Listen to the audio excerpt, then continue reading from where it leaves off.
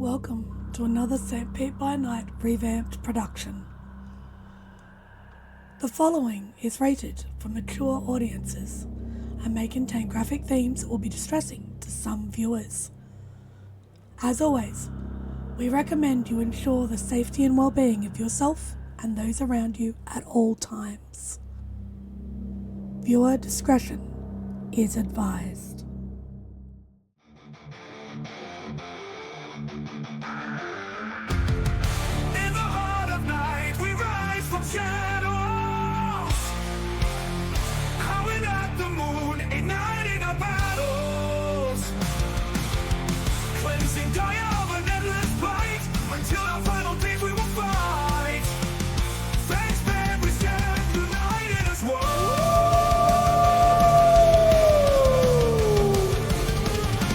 Evil spirits lurking with horror and dread. Little light leads us where the brave dare tread. Glory and honor, wisdom in our hand. Together we rise, take our final stand.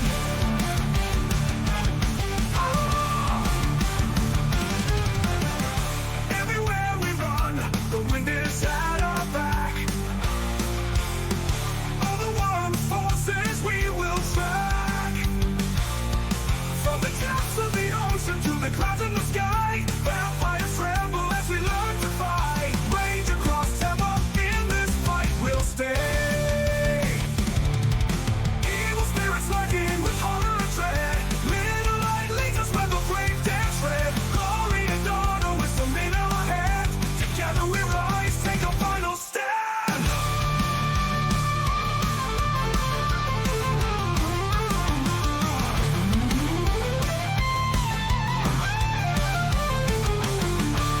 Rage across Tampa, in this fight we'll stay. Everywhere with the pack, let the night be our guide. In battles of honor, we shall never hide. Rock will never hide.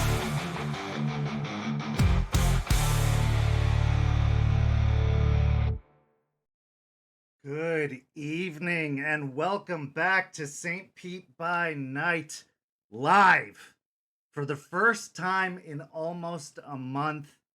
I can't tell you how much we've missed you. Like, seriously, genuinely, truly, from the bottom of our hearts, we've missed you. We've missed being here. We've missed playing. We've missed performing. We've missed entertaining. We've missed just genuinely being here. And we've been through a lot as a community, as people, as gamers, as individuals. My name is Kent, also known as Michikent on all social media, and I am a Floridian. I am a member of the St. Petersburg community. I am a member of the TTRPG community, and I am a proud member of the people who have been through a lot over the past few weeks with Hurricane Helene and Hurricane Milton. But I'm happy to say that we have stood strong and we are survivors and we will rebuild. After everything that's happened, we are still here. And I know that a lot of people have been through a lot, and a lot of people have suffered, and a lot of people have lost much. So I encourage everyone out there, if you have been entertained by this channel, if you have been entertained by what we do here, rather than giving your bits or your subscriptions, I ask you to go and donate to one of the many charities out there that are supporting the relief efforts from Hurricane Helene or Milton, to anybody who has suffered from the tragedies of the hurricanes that have plagued all of the states affected, including Florida, Georgia, Louisiana, Tennessee. Go give and support those affected.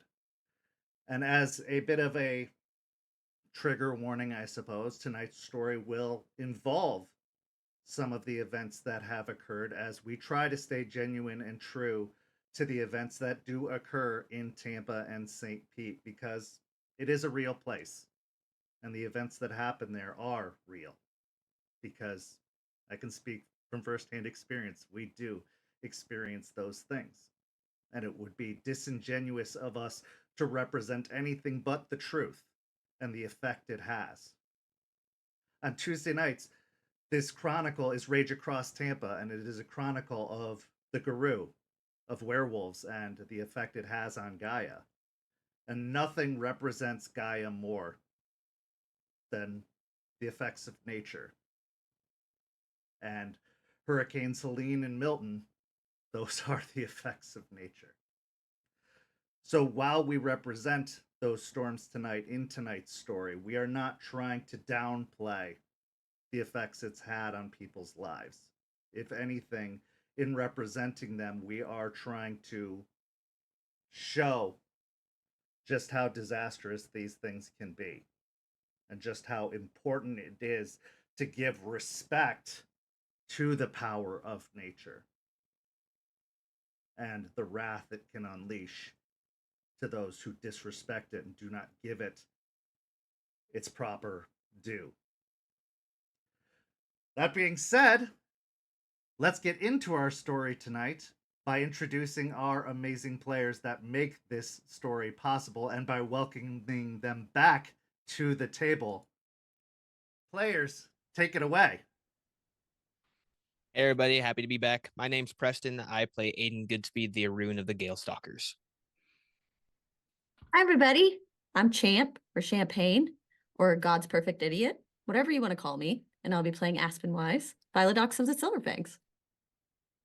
Hi, everybody. I'm Nori, and I'll be playing Malicious Jester, the Black Fury Galliard.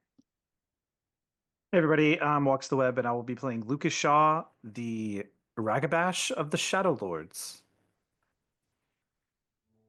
So, for those who need a little bit of catching up, a lot occurred with our pack of Guru a month ago in real time.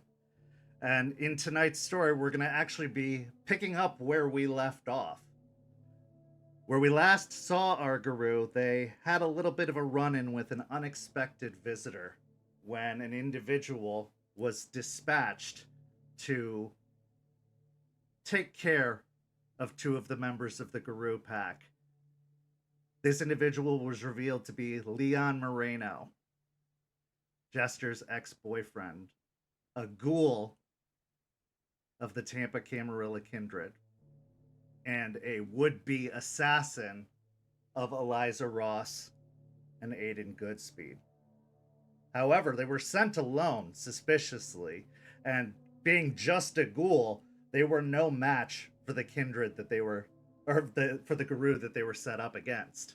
So, they were quickly disabled, captured, bound, and interrogated.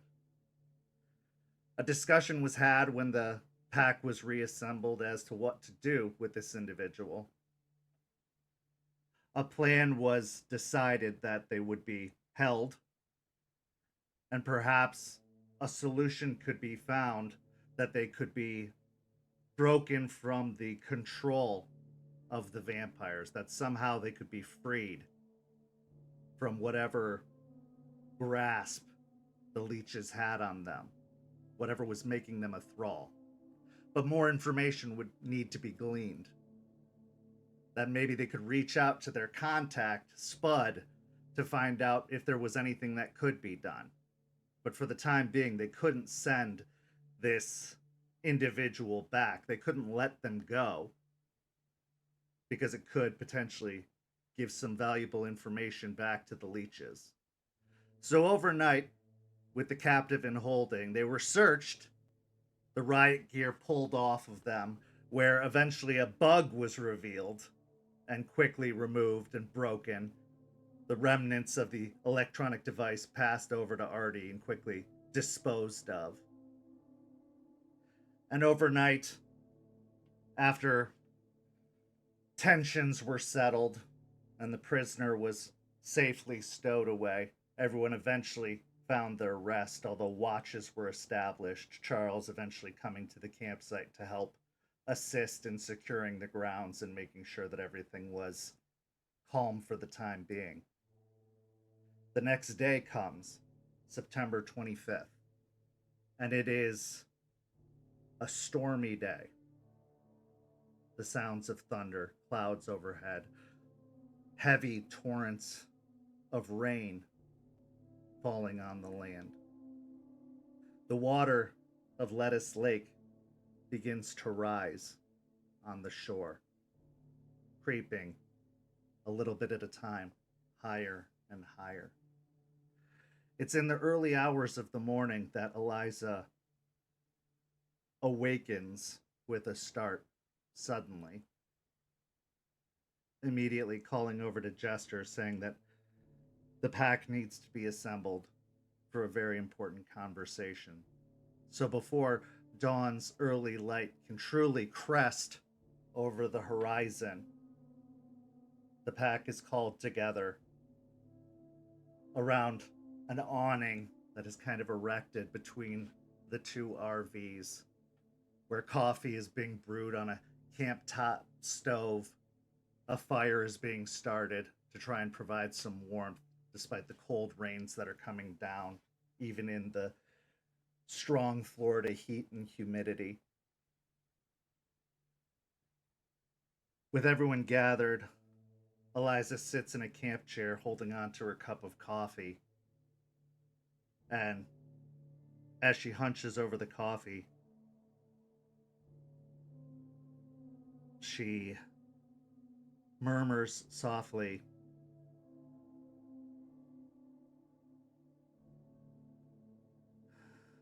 "I have been lax in my duties with all of the distractions that have been happening as of late. And with these past decade, I have some urgent business that needs attending to.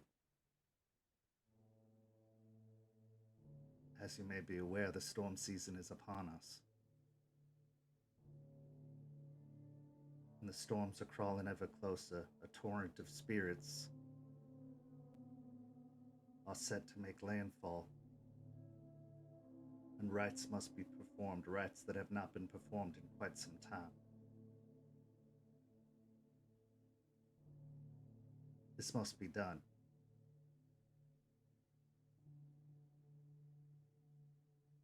And I know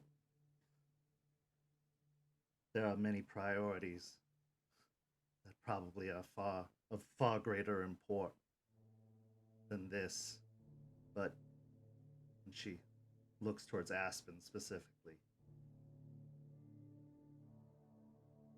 I hope you would understand that this is important as well." Absolutely. I trust you. And if you say it's important, that it's has to be important. It is.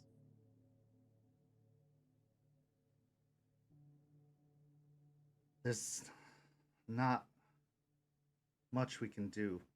There is a storm expected to arrive tomorrow, but I think that if I were to take the day today, making the preparations, if I would go to the shoreline by midday, perhaps by the afternoon, I could call out to the spirits, beseech them, perhaps be granted audience, and remind them that we are present,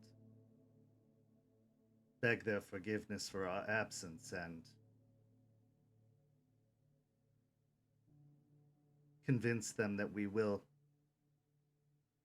pursue the right on the morrow of the storm. And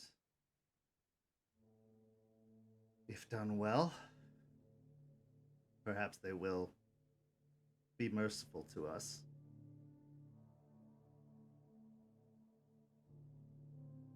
I wouldn't need much. I know you had other plans for today.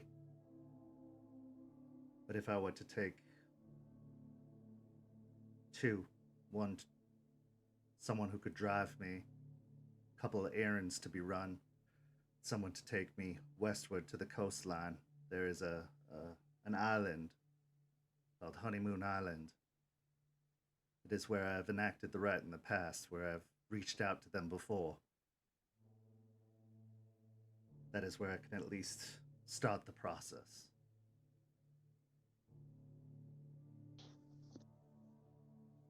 I'd like to go.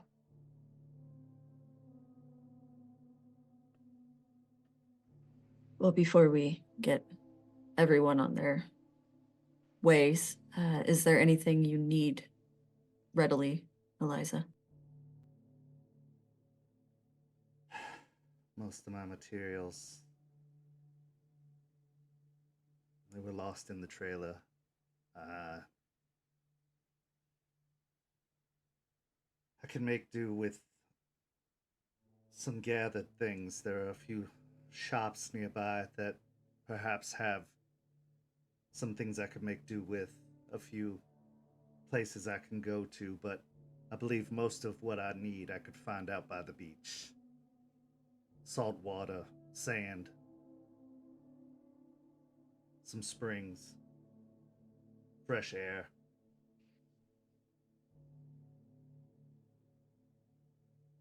Okay. Okay.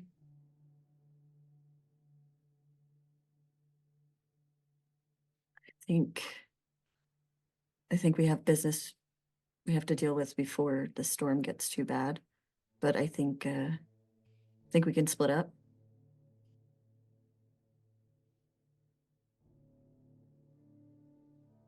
Aspen, I'd prefer to go with you. Being grandfather don't have the best relationship, so I'm probably not the best person to go with Eliza. Understandable. And I think I'd like to have you along while we go talk to our contact.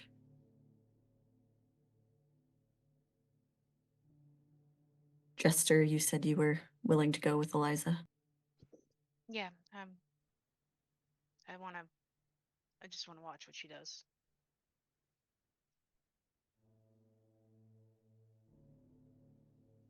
Aiden, would you go with Jester? Yeah, I can do that.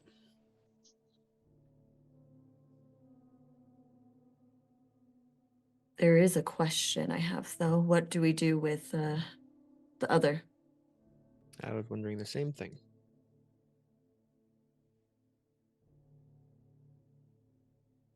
Charles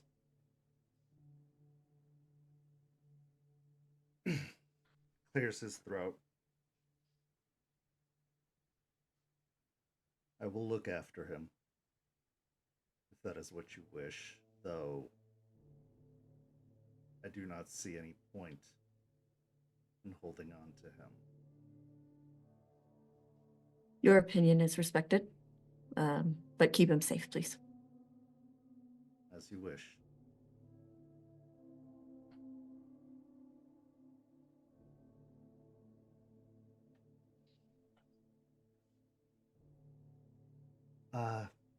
What would you like me to do? Artie says. I think you would do best with them, just in case.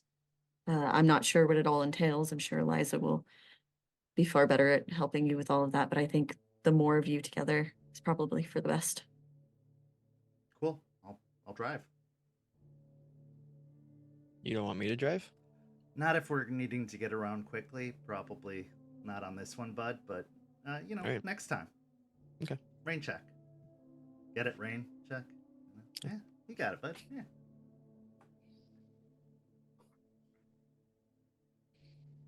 Eliza looks up towards the sky and then looks towards you, Aspen, and thank you. I know, like I said, there are more pressing matters, but I feel something is coming, and it's troublesome. I have failed this place for far too long, and if we are going to build something here, it goes beyond leeches, it goes beyond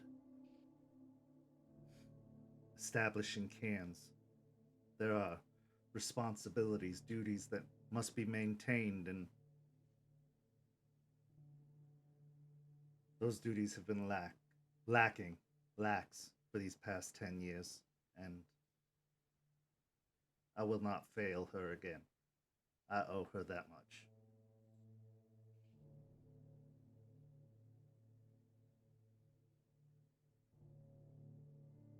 I think I can speak for all of us when I say one less thing not to worry about is it's for the best. So if we can do anything to quell whatever problem is coming or whatever thing we need to beseech, it's for the best in the long run. We don't need that on top of everything else. So you're actually doing us a great favor, and I appreciate that. It's for all of us. Not just here, but everywhere. I will likely need more of everyone's assistance on the morrow with the ride itself, but in the preparation phase, I will just need a ride and some eyes watching out for onlookers, especially near the beach, as I will be doing some unusual things to anyone not expecting it.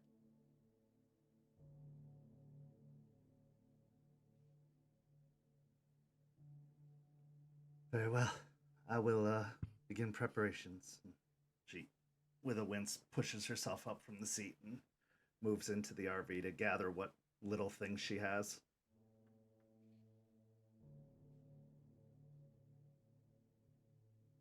Eliza, be careful. He doesn't suffer fools. You know that. She pauses by the RV doorway.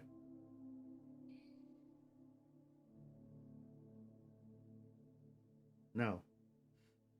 No, he does not. But he also will not be ignored. No, he will not.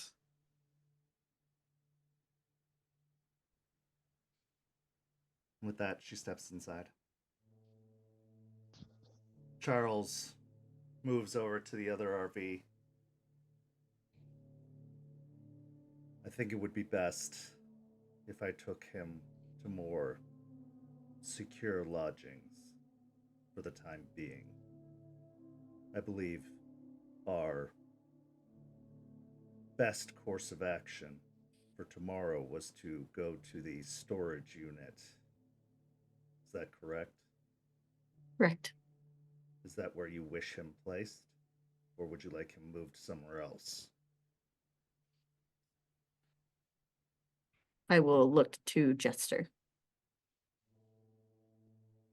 Can't guarantee that anything won't happen if he's moved somewhere else where we can't keep an eye on him. I have a place I could take him and stay with him. I won't be available with you tomorrow, but I can assure you he will be safe and he will be returned.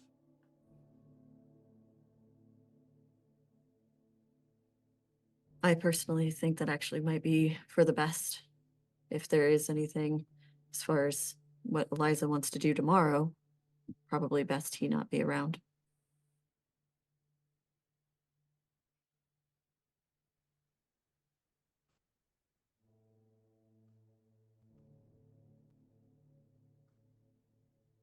Keep him safe. As you said. He steps into the other RV and after a moment later comes out hauling Leon, a black bag over the individual's face, taking him over to the luxury sedan before popping open the trunk, tossing the bound up individual in, closing the trunk, and making his way to the driver's seat, climbing in, and the sedan pulls out.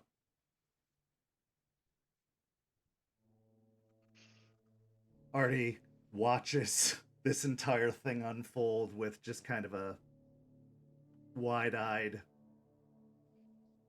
He leans over to Aiden.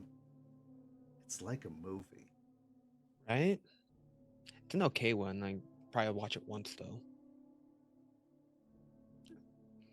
It is kind of cliche. A little, but I'm entertained. I like watching people get thrown in trunks. Fair.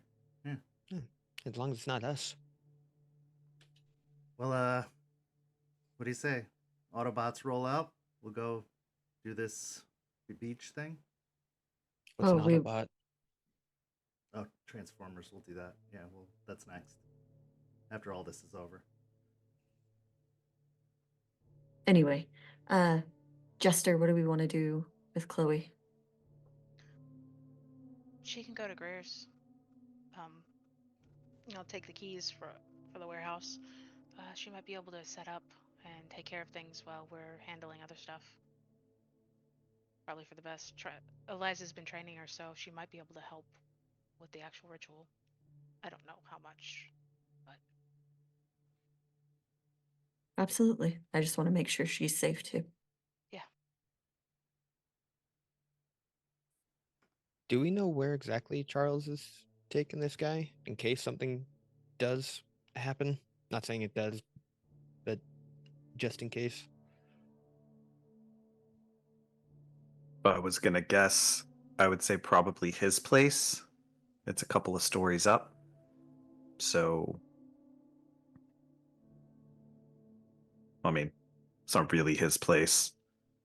At least I don't think it is. Yeah. Been hanging out with him a lot. I checked on him. I brought him some snacks. Met his doorman. Had a conversation. It was pleasant. I could be pleasant. Yeah, but I'm not so sure he can. Oh, you are 100% correct on that. He is never pleasant. I made a great joke and he didn't even laugh at it. Still a little hurt on that.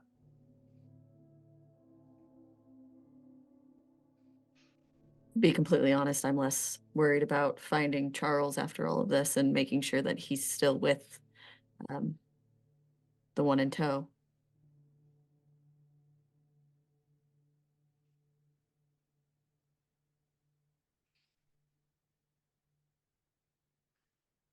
So we're going shopping and then to the beach. Is that what our day is?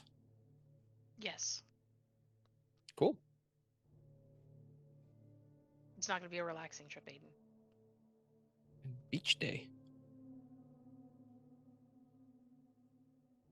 Not quite the beach day you're thinking, but yes, let's all get moved out and get our things done so we can be there for Eliza 100% with whatever she needs. Yeah, good plan. So with that, the pack divides. Half of the pack heading off to help Eliza in preparation. The other pack, or the other half, heading to meet with a contact. So as we transition, we find ourselves at a seedy motel. Motel we visited before. In a rundown room that stinks to high hell of chemicals, where a growing collection of an at-home chemistry set has been assembled. You've arrived outside in the parking lot. It is still daytime. At this point, it is probably just after dawn if you headed out immediately. So the sun hasn't quite crested the sky yet, but the early rays have started to illuminate purples and oranges and gold starting to fill the eastern sky, cresting overhead. But there is still some darkness over in the west. But as you arrive outside of the motel, you can still see that there are lights in the heavily greased over windows with the shades pulled tight. And when you do arrive outside, you have a moment amongst the two of you before knocking, if there's anything you wish to say or any preparations you wish to make before going inside. But it is an assault to the sense as you arrive. But the moment is yours. I should have brought some mint leaves. Good lord. Yeah, I probably should have mentioned it's not the best smell. It's worse inside, so prepare yourself for that. Is there anything else I should know about this person? He's weird. He's a really, he has a raccoon. I think we've told you that. But he's just a very strange individual. Should get along fantastically then. All right, I'm after you. Knock on the door. As you give a knock on the door, there is a little stir at the corner curtain and at the kind of a little break in the grease paint on the window. You see the curtains separate, and you do see Spud actually peek through the glass, and then a moment later, you hear the several locks being undone, and then the moving of what sounds like a 2x4 off of brackets, a thud as it's leaned up against the wall, and then the doors swing open. Hey! Come on in! Thank you. My favorite wizard. And she'll just walk in. Yeah. You said you wanted to meet. I'm surprised so soon. Feel like these visits are becoming more and more frequent. Kind of surprising. Also a little unnerving. What can I do you for? Well, we'll try not to make it a habit. This one just seemed to come out of nowhere. Look over at Lucas.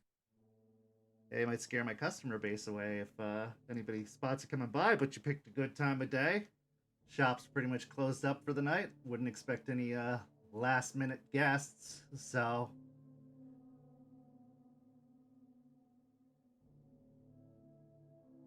She'll look for a clean spot on one of the beds. Just kind of sit. you do see that some of the magazines and materials do look like they've been cleared off. It does look like he was planning to go to bed soon, so enough of one of the beds has been cleared off that it seems like he was planning to lay down.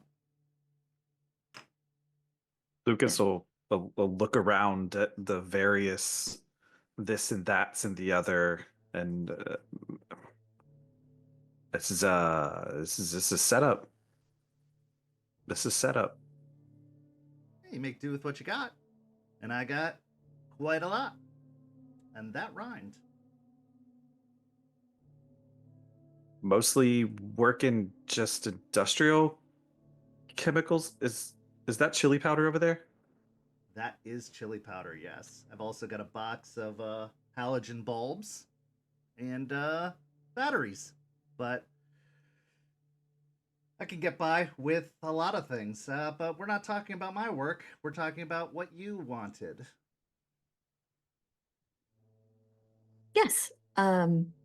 We actually have an important question about the leeches. We've recently come across something that might be of interest. So we wanted to know what you knew about their control over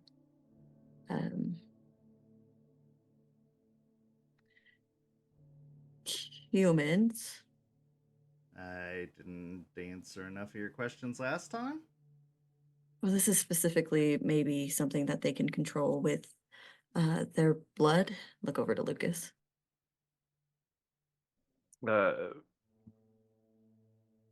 We had a lot of different names for them where I came from, but yeah, mostly humans that feed on vampire blood. Oh, also, new friend? Yeah, Haven't you could met say this that. one before. Name's Lucas. You seem to know a thing or two about chemicals. I know a thing or two about plants. So I know a thing or two about doing things with plants, which roundabout does deal with chemicals. Really? Really? Okay. Lucas? You have questions? I have needs. Hmm. I think that perhaps I can answer some of your questions if you can fulfill some of my needs. You know so much about plants, perhaps we can meet and make a middle ground, make some connections happen, because as you can see, my humble abode, my accommodations here aren't exactly suitable to a greenhouse. And I don't exactly operate in the best gardening conditions. But you do, don't you? I can, but it's going to depend on what's in season and what's not in season. It's not really about what's in season. I don't need specific plants right now necessarily, but I need the materials. I need fertilizer. I need things that I can't get access to very readily, as I am often on certain lists that prohibit me from buying certain things. You know, you buy enough at certain places, they get to know your face, and then you get on certain lists. But yes, if you can get me certain things, and if you are as good with plants as you say you are, maybe we can develop an interesting relationship. But anyway, let's start with something simple, shall we?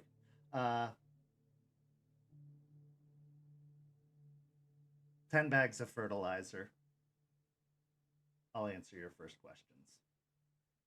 Sound good? Look over at Aspen and give a nod. I can make that happen. Great. Anyway, you want to know about blood? Controlling the normies. Yeah, what about it? Well, specifically, how much you know about how all of that works, and if someone were to no longer be in their control, what that would do to someone, and if it were able to be reversed in such a way that wouldn't harm, in a roundabout way, wouldn't harm the individual. It's funny. Before I got into the whole sun allergy business, I was a pharmaceutical representative, so to speak. You know, more of street drugs, club affair, that kind of thing. And there were certain products I provided that individuals might have a predilection towards. You know the phrase, the first hit's free? Because you get No. hooked afterwards. Lucas knows what I'm talking about. I saw the nod. Well, there's an addiction, right? It's like smoking cigarettes or heroin. Well, a vampire's blood. It's like that times 1,000 for the normies. It's addictive. It's potent. It's powerful. So when a human, is fed a vampire's blood, they can easily and quickly become addicted to it, attached to it. That's what makes them so susceptible to control. Just like a drug addict would do anything for their drug, a ghoul, as they're so called, will do anything for their dominator. It's blood. They need it. They crave it. And in a lot of ways, they can't live without it. Now, it's more than just the addiction. There are some mystical properties that assert a little extra control, give it a little extra oomph. But the concept's basically the same. You cut off the supply, there is a heavy withdrawal. And like I said, it's times 1,000. You ever seen someone cut off from heroin? Trust me, you don't want to. It's brutal. So imagine that times 1,000. You cut a ghoul off from vampire blood, it could very well kill them, depending on how long they've been on it, depending on how long it's been in their system, because it's the closest thing to becoming like them. It can slow down aging, it can give you extra abilities, it can make you superhuman without getting the full change. Doesn't quite make you a diet vampire like me. It doesn't make you full flavor like them. But it makes you a little more than normal. But it comes at a cost. And that cost is, if you get cut off from it, one, the withdrawal, and two, if you've been on it long enough, time's going to catch up with you. Time always catches up with you. So when they're feeding it to humans, they stop aging. Yeah. And so when it's gone, like you said, Time takes its due. that explains a lot. One thing you can't escape is time. Even the full flavor, they hold it off as long as they can. But once time comes, whether they're or whatever, time catches up. That's why they usually leave no trace, the older ones.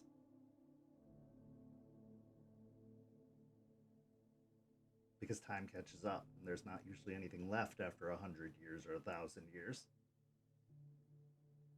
But some of the younger ones, they'll just wither. But yeah, I have heard that there are some, if they haven't been on it for long, that have been broken free of it. I have also heard that there are some that have found a way to stay more than human, but have broken the control by varying up where they get the blood from.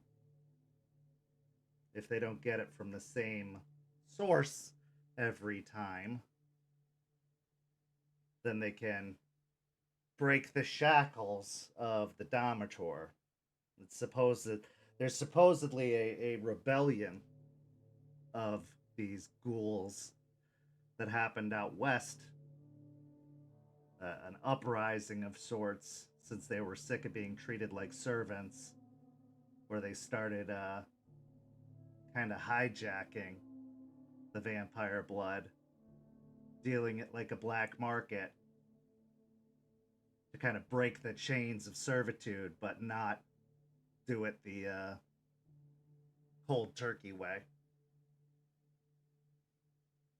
Sounds like the definition of bite the hand that feeds you. That can't be sustainable. Oh, absolutely not. It's a pointless endeavor, and they will probably get caught and snuffed out, but can't say it's not admirable as somebody who is considered a less than in the eyes of the higher ups. I get it, and I get the impulse to do it.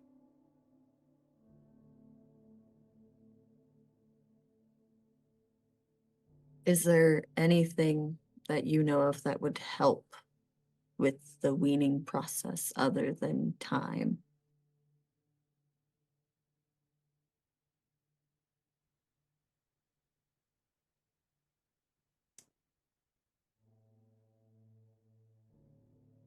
Not for sure. Can't say I've ever been in the market to do it, but I always like a challenge.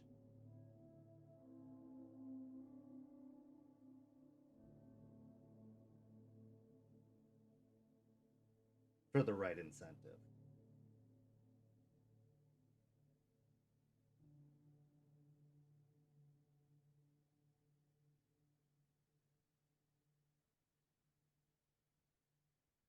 Aspen, Yes, how many deals are we going to make here today? we'll see. How long do you think it would take if it was a short amount of time that they were under this control? How long do you think it would take to wean off completely? Depends on how quickly they were made, I guess. As far as I know, the process of bonding them is a 3-step process. They have to drink 3 times. Now, if they did it bam, bam, bam, right away, and if they've had time since, depending on when it started, depending on how early it started, they could be pretty solidly locked in if they've been keeping it up. So my guess is could take anywhere from 6 months to a year.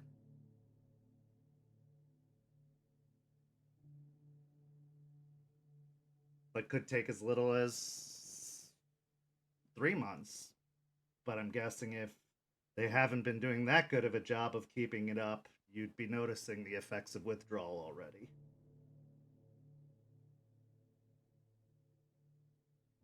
Okay.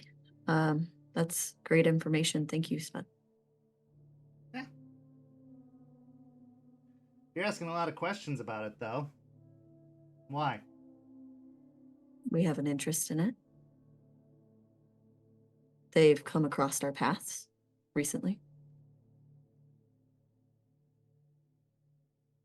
Doesn't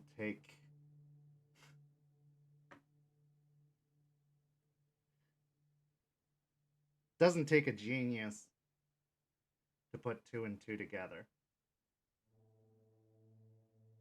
They got someone you care about, didn't they? They have someone, and we have them now, and we're trying to make sure they're okay. We have a vested interest in saving as many innocents as we possibly can.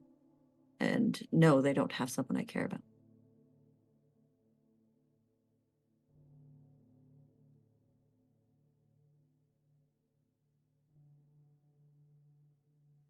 Okay. Fair enough. They already killed that one, so.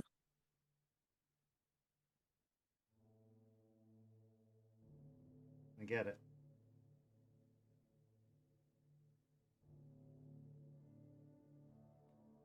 Well, I can start cooking something up. Try messing around with some things. If you Just for wish funsies. if you wish to, I don't know if we'll need it yet. These are all just Hypotheticals, sure.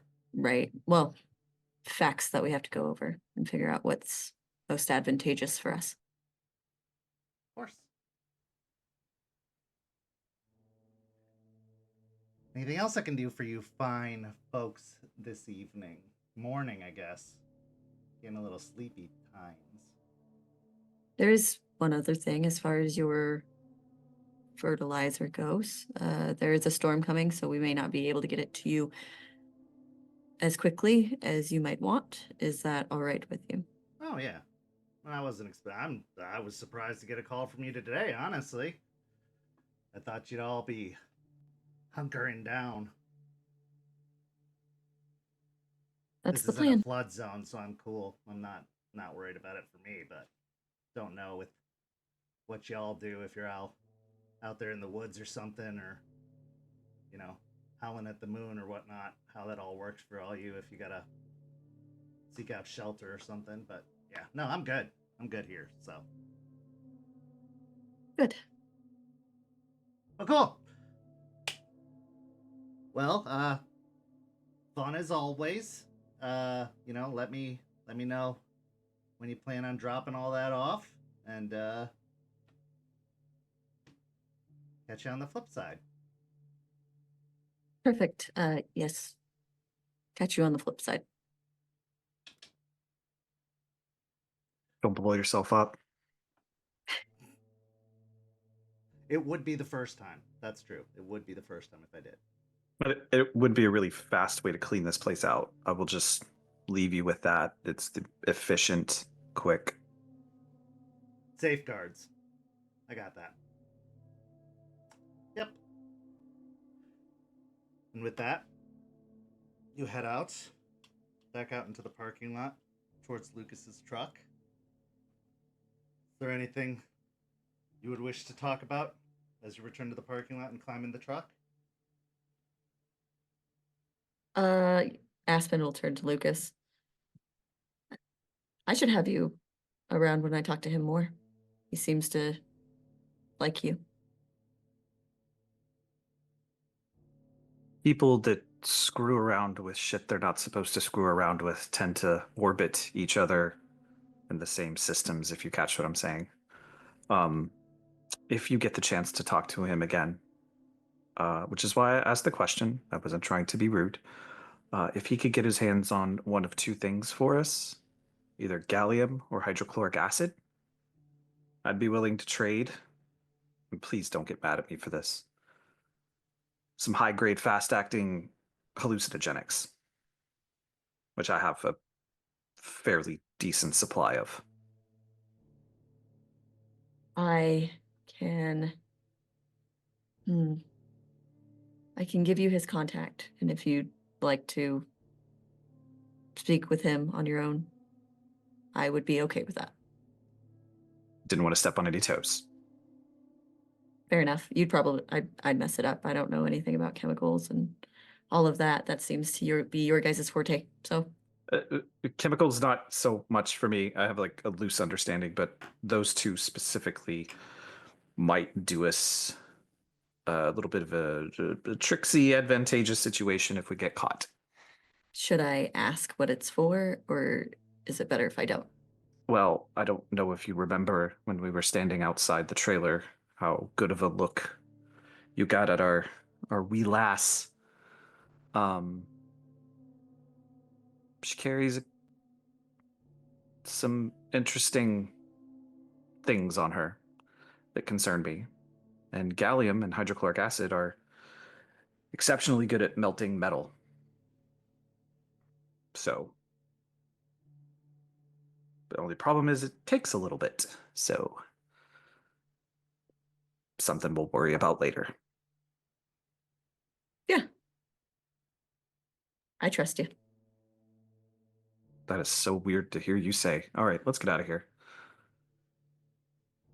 Starting up the truck, pulling out of the cracked cement of the parking lot of the motel, we transition to later in the day. It's around midday when you finally arrive at the beach known as Honeymoon Island, just west of Dunedin. Throughout the morning, you stopped by the Memorial Gardens, getting Chloe to stop by the gardens to pick up some of the supplies that had been stashed there, giving her the keys to Greer's, stopping by Greer's to drop her off to make some preparations for the hunkering down you were going to do, getting some groceries, a cooler ready to make sure that you had food to hold you over during the time that you were going to be sheltering in place and enacting the rite. After that, Eliza took you by several shops, one of them even being the Dysfunctional Grace, the oddities and occult shop that was once a haunt of yours and your former theurge's for some time. Here she bought some incense and several other small pieces that she took and stashed away in a satchel. She stopped by a few more other shops, including a beach shop where she picked up some shells, some jars of sand, and then it was off towards Honeymoon Island. Now, Honeymoon Island is a state park that is actually fenced off and requires a toll to get through to the other side. Now, as you've been doing your shopping and going about, there's been talks all throughout the city about the storm that's coming. Hurricane Helene, it's been dubbed, and it's been making its way up the coast of Florida from the south. Headed north, it's going through the Gulf, and it's expected to make landfall anywhere from potentially Tampa all the way up to the Panhandle. The direction is still kind of unknown at this time, but it is starting to narrow in as it gets closer and closer. The bands getting closer and closer towards the coastline. Eliza seems to have tuned out talk of the storm as much as possible, focusing her efforts on what she is getting. But as she is doing so, she seems to be speaking this repetitive tone over and over again in a language that neither of you seems to understand.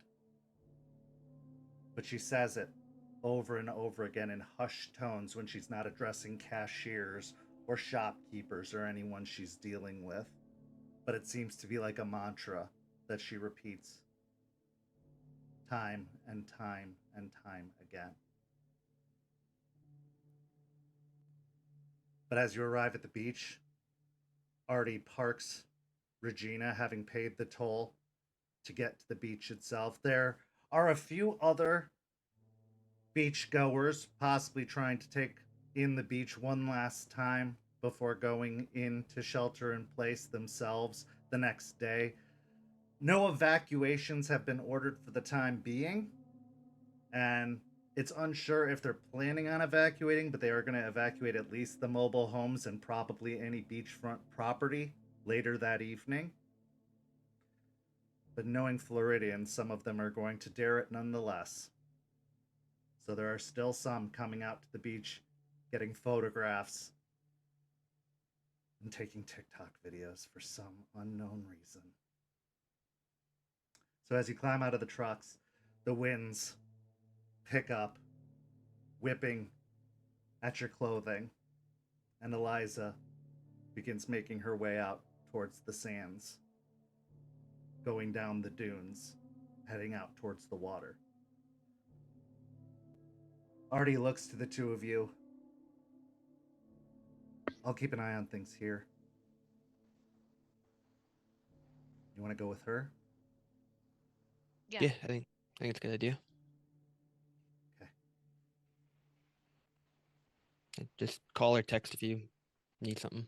Yeah, I think it'll be all right. Just try and keep an eye on everything, as many points of view as possible. Appreciate Probably it. a good idea. With that, he pulls out his laptop and starts bringing up the local weather forecasts and trying to keep track of as much weather information as possible. As you can see, he's got a radar up, keeping track of the storm patterns. And the two of you start walking out, heading out into the dunes. And the scene is yours.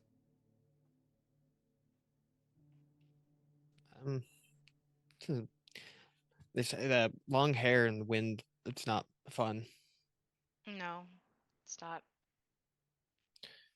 How bad of a storm have you ever been in?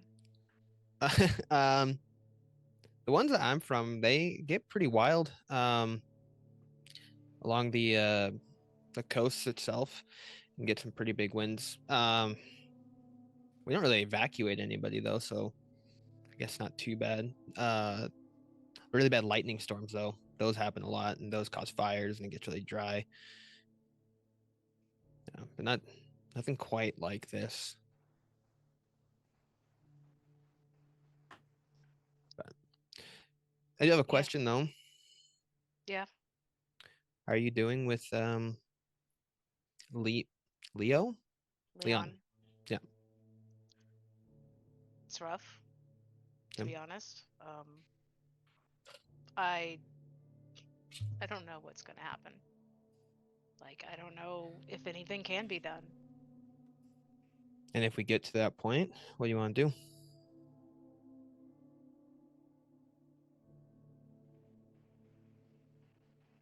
What needs to be done? Do you want to be the one that has to do it? I don't know yet. Okay. If you need, you just let me know. I can take care of it. I know.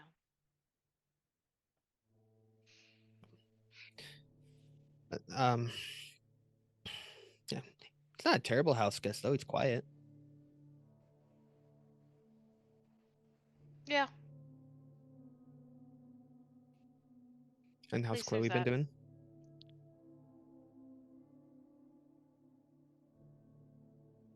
Think she feels about it as betrayed as I do. Was she close to him too? Not as close, I mean, obviously, but they were becoming pretty good friends. Thing is, it's not completely his fault.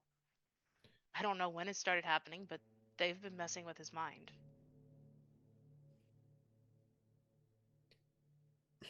I, I don't know. Like, I'm not gonna claim to be the smartest guy, but I feel like if things were happening and something feels weird, try and get out of that situation. What if you don't have a choice? You always have a choice, though. Not from what Joseph said. What do you mean? Joseph experienced it. Like, whatever kuju juju that they do with the minds. Like, he didn't have a choice. Oh, that's right. He had to do what he was told.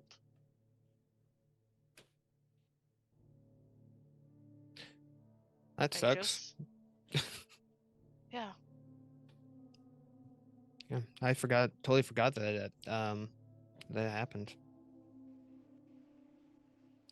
Well, right side, we point towards Eliza who's walking out. We got her. Yeah, maybe she knows something. Yeah. Right now, obviously, she's muttering stuff, but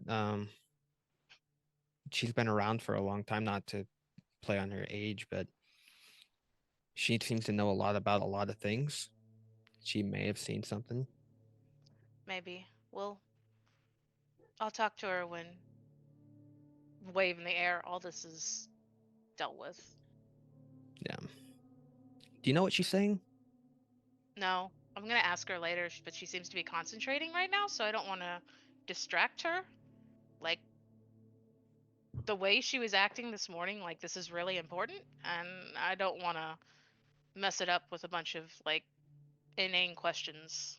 So I'm gonna ask her afterwards. Maybe Yeah, no, that makes she sense. could teach me or something and I could help her.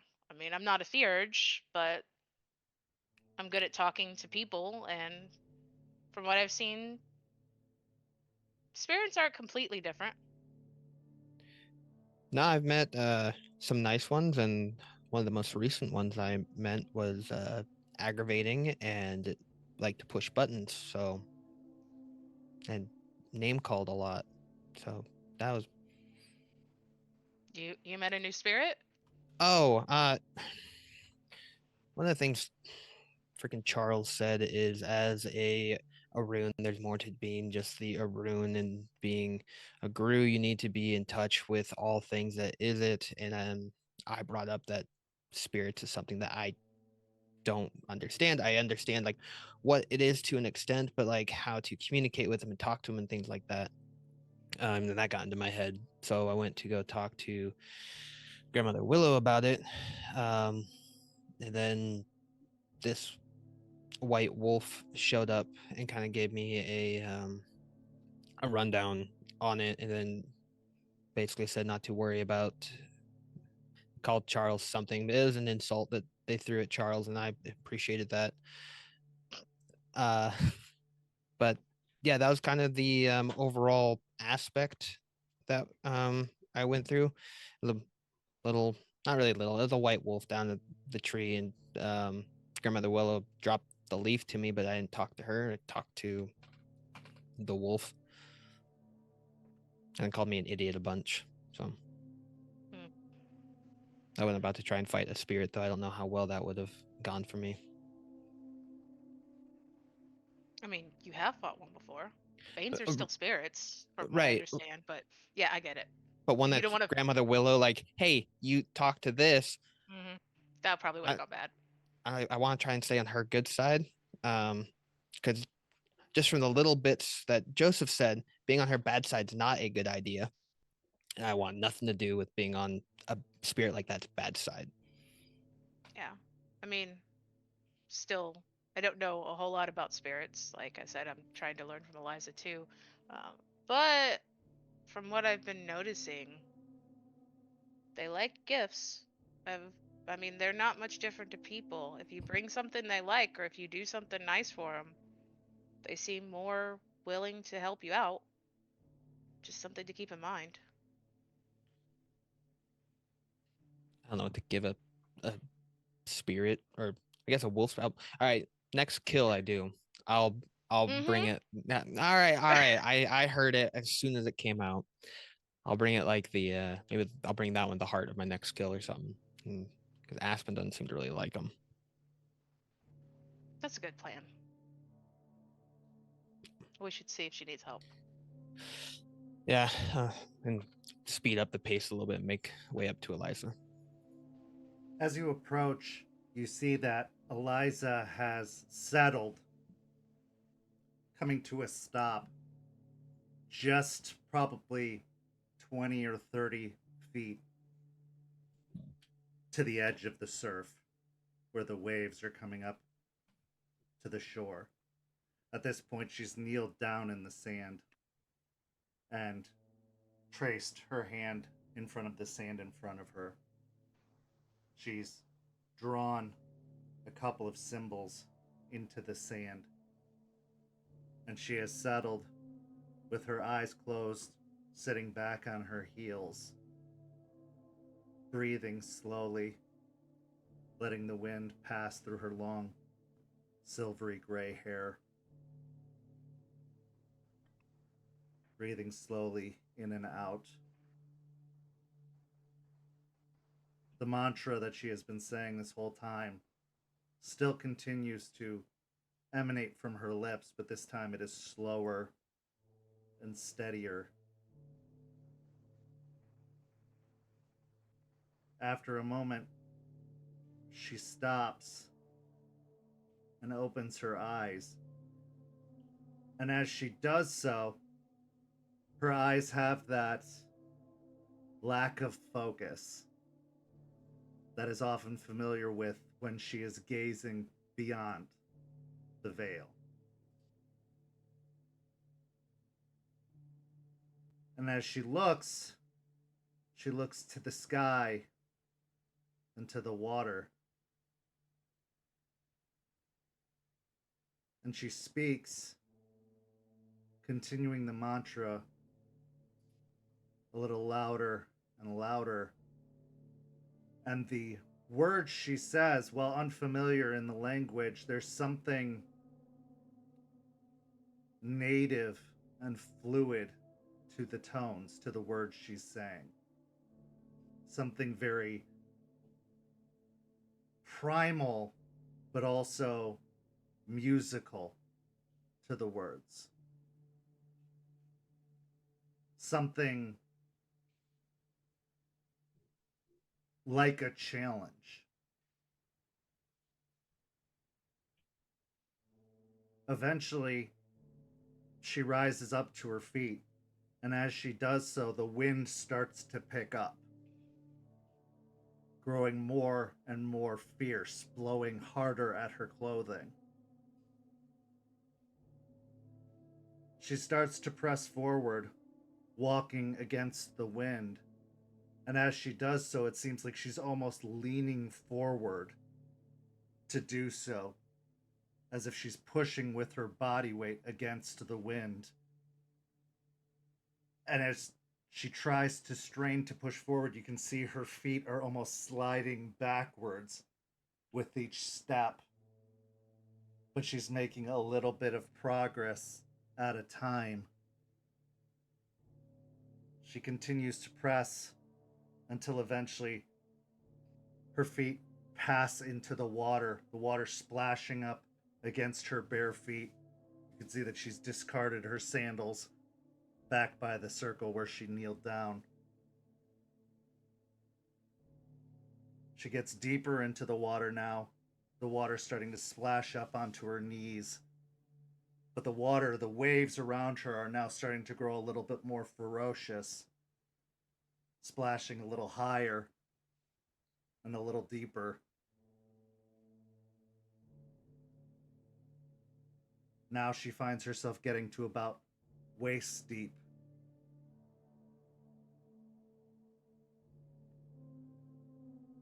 She keeps pressing forward. And then a moment later, a large wave comes up and splashes overhead. And as it comes down, it collapses over top of her. And as it crashes down, when it kind of hits the shore and sprays back, she's gone. Running into the water.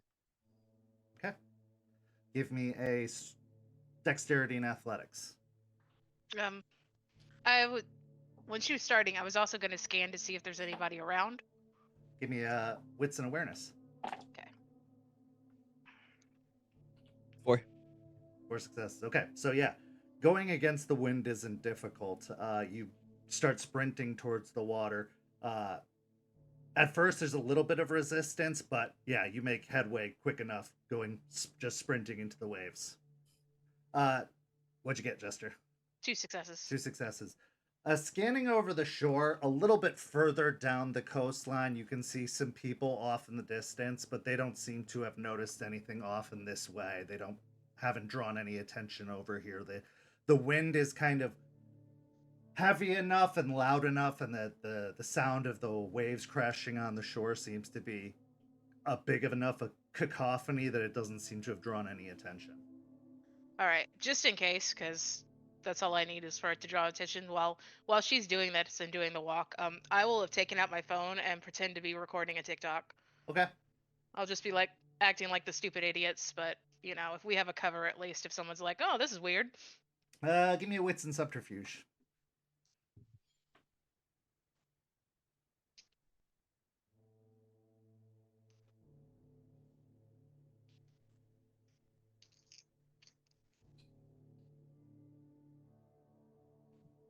Three successes.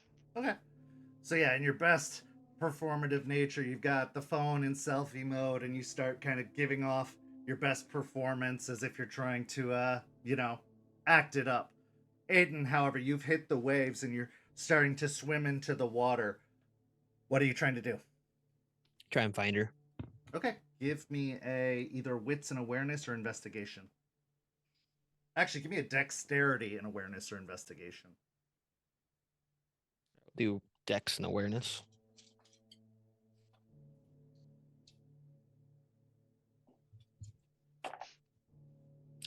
Three. Okay, so swimming through the water, chopping at the waves, you kind of try to dive down and with your best, open your eyes underneath the waves, although the stinging of the salt water, that kind of brackish water hitting your eyes makes it a little blurry and difficult to see. You try to reach out with your hands, grasping at the waves beneath, trying to sort through the water to find her, and you find your hands coming up empty. You find your vision coming up empty as you try to go to the location where she was last seen, where the waves hit down, and as you dig through the water, there's nothing to be seen. You swim further out, seeing if maybe she got caught in a riptide and pulled out, but as you get further out, still nothing to be seen. And as you swim more and more, you find that the waves have calmed, and that the storm or the torrent, this heavy wind and these sweeping waves have seemed to have died down slightly. You get a little bit further out, and there's nothing, at least not at the moment. Going to, am I under the water currently, or? Okay. You could probably get up and down. You Okay. probably come up and down for breath a few times. Gonna pop up at that initial point and look back to gesture and just shake his head. I'll put the foam down, walk into the water, like up to my knees, and like waving back. that point, he'll take one last look down, and then, if nothing, swim back. I want to ask, like, given the fact that we are going out to do this ritual and it's spiritual based, could we have brought the aura shades with us? Yeah, I would say so. That would Okay. make sense. I'm gonna put the aura shades on and look. Okay. So as you reach down into your pocket, draw out the ore shades, placing them on the other side, there is a much different view to be had. The waves seem much more ferocious and fierce. The winds much more upheaval to be had. And in a strange course of events, it seems that where Aiden is swimming back, that wave that had crashed down on the shore seems to have not just crashed down on the shore, it's crashed down and parted the water itself on the other side, splitting the gulf beyond open, pushing the waves aside, forming almost like a path between the water, creating almost like a channel on the other side. And on the other side, down at the bottom, you can see Eliza walking in the channel on the other side, down further into the Gulf.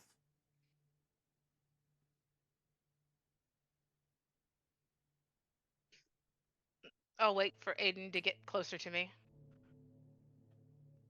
He would have swum back. She's on the other side. Oh, like other up. Okay. Cool. Wet and windy. At least is she okay? Is she safe? Not sure yet. Let's go sit on the shore for a bit. Okay. I'll plop down in the sand. Keep an eye out for me on other people. Yeah, I got you. I'm gonna watch Eliza. For about the next 30 or so minutes, you see her proceed a bit further down until she's out of view, the channel remaining open, deep into the water below, till she passes beyond your view. After the 30 minutes has passed, you can see the water starting to close gradually behind, a little bit at a time, until you see her start to emerge, coming up the other side. Eventually, she starts to make the transition back, and at the same time emerges from the water on this side as the channel closes behind her, coming above the water, dripping wet. And she takes a deep breath in as she emerges. She comes up onto the sand clinging to her feet.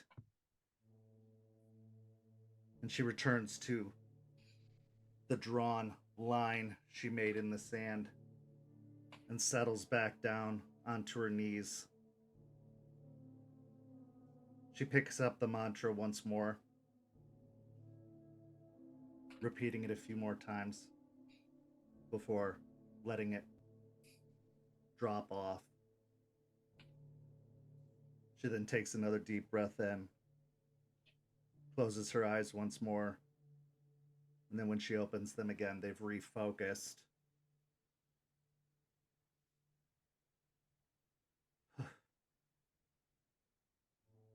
It's been a while, but you never truly do get used to that.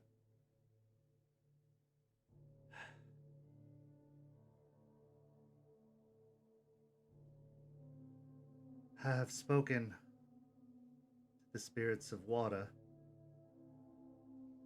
spirit of the deep, and the spirits of air. They're none too pleased with me, but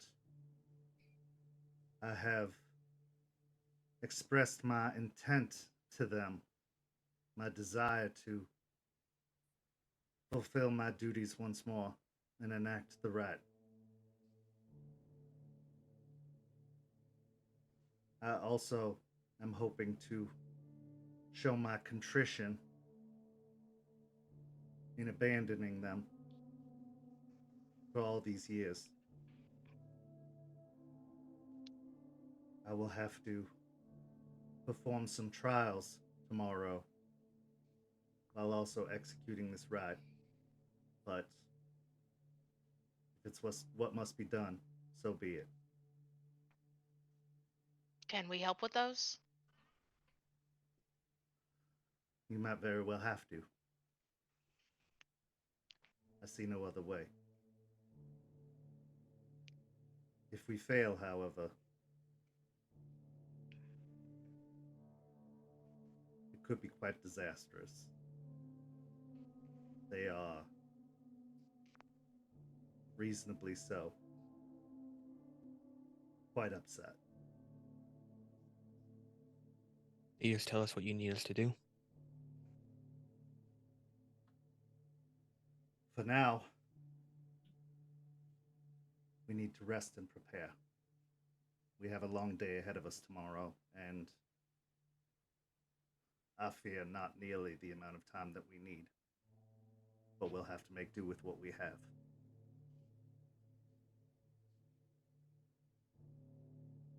Okay. Aiden, she reaches into her flowing dress. And as she pulls out, you can see something wriggling. And she pulls out a fish that seems to be flopping in her grasp. For you. I assume you don't get this very often. I don't. Thanks.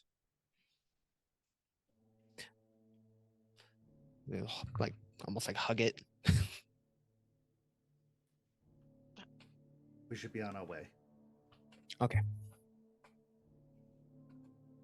With that, you head back to the Jeep, making your way back to Greer's to make final preparations for the storm that is on its way later to arrive that next day. And with that, we will head to break. We'll be back in about 5 or 6 minutes for the second half, in which Helene arrives. Are the Guru ready? Will they be able to enact the right? And will they be able to spare the city of Tampa from the storm ahead? We'll be back in 6 minutes. See you soon.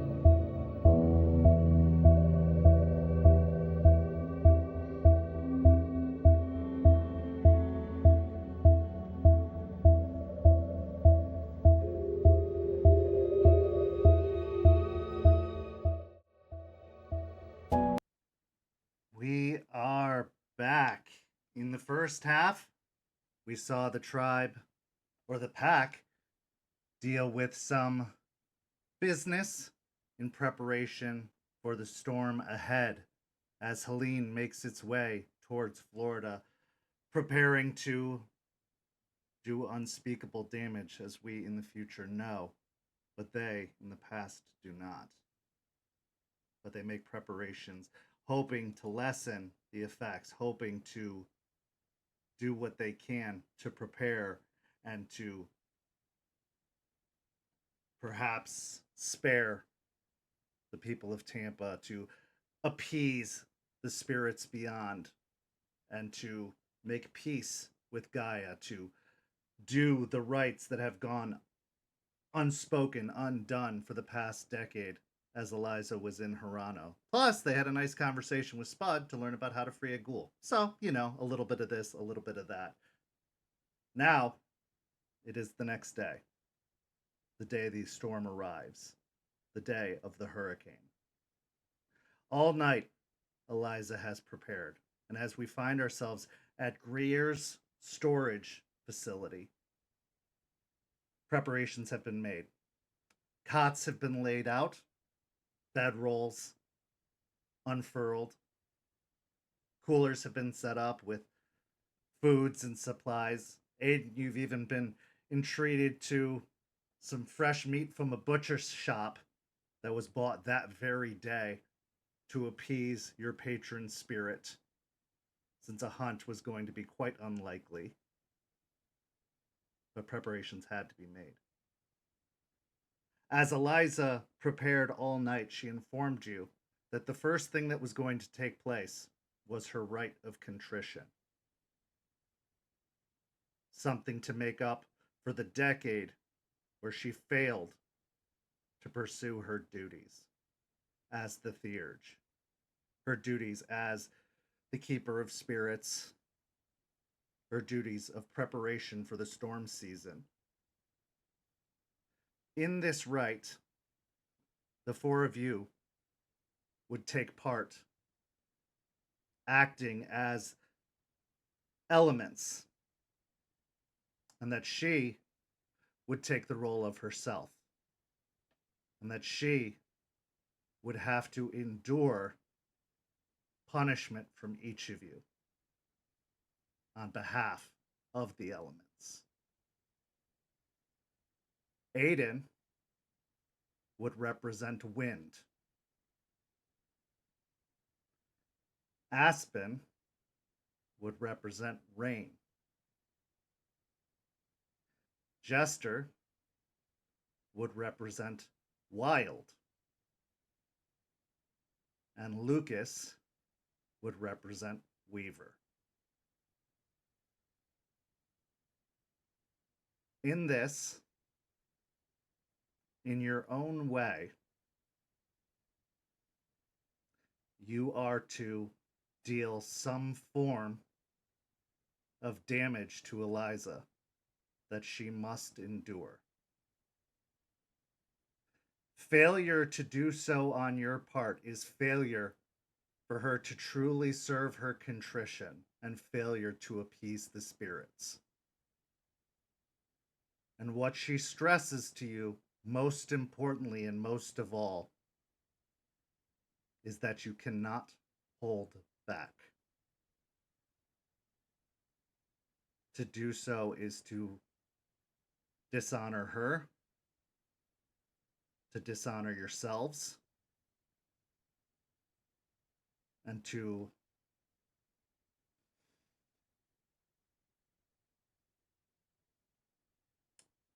insult the spirits.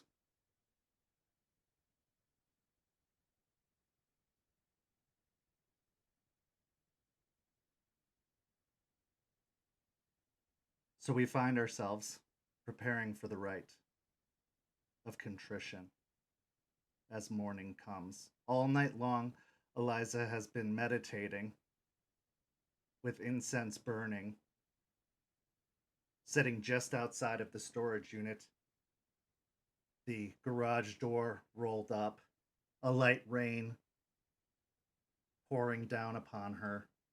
her clothes damp and sticking to her, as she has started once again, uttering a new mantra in a language that you don't understand. But the five of you, including Artie, while Chloe has been sleeping off on a cot, have a moment to discuss amongst yourselves.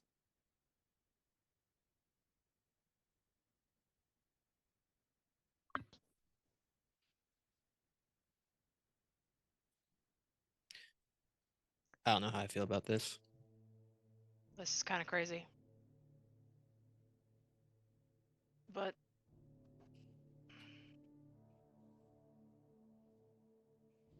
I know she said not to hold back, but I don't know if I can actually go 100% against her.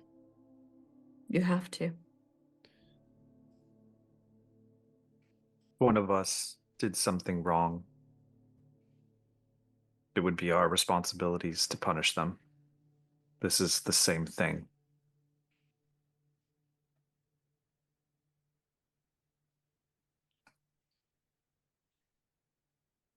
And if she dies from this,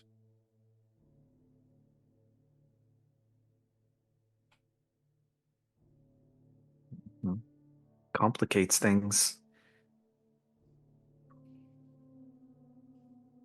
I I have faith. think.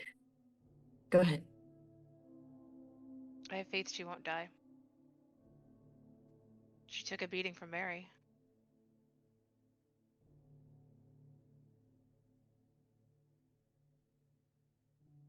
I think if this is going to work the way she wants it to work, we have to trust her 100%. And none of us know enough about spirits to argue against her. I do have a question revolving that statement. Okay. Do we even need to do this? I mean, this is a natural phenomenon. This is Gaia's will.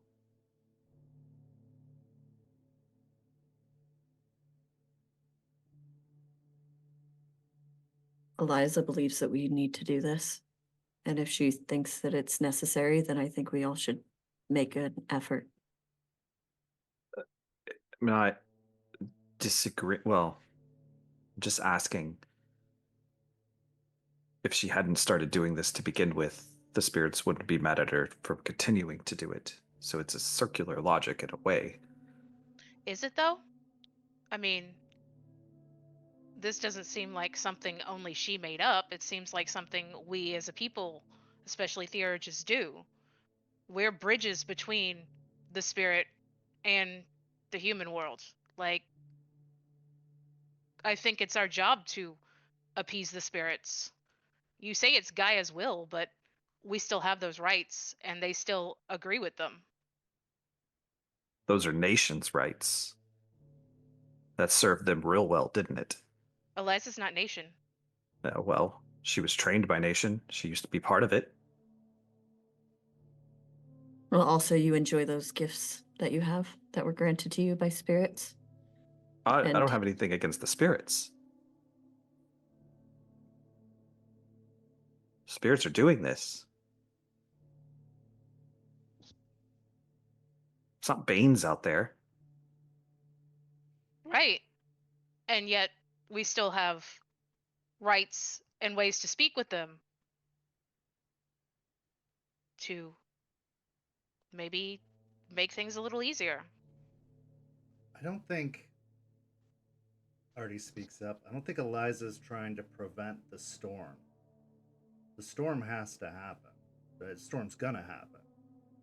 I think that the balance is off. If I'm understanding correctly. That maybe it's a little out of whack. You know, maybe things are off kilter. I mean, it's been over 100 years since storms have hit this area. Like this is projected to. Like what's happening? Storms don't start in the Gulf.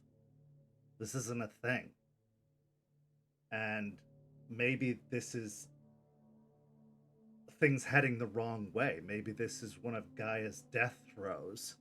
You know what I mean? Like maybe this is things going the wrong way. And maybe it's because things have gone untended.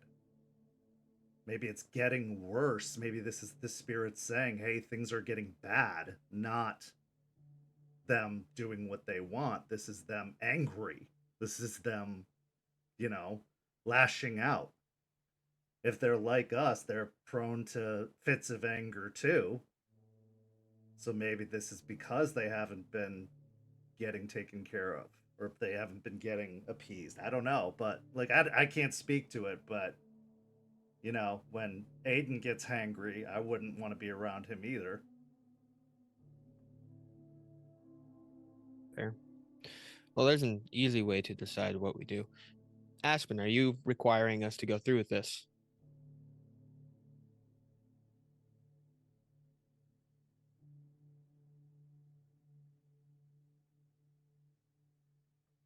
I think that all of us need to come to an agreement, but I think that Eliza has done so much for us thus far that it would be a huge slap in the face to not do this thing for her.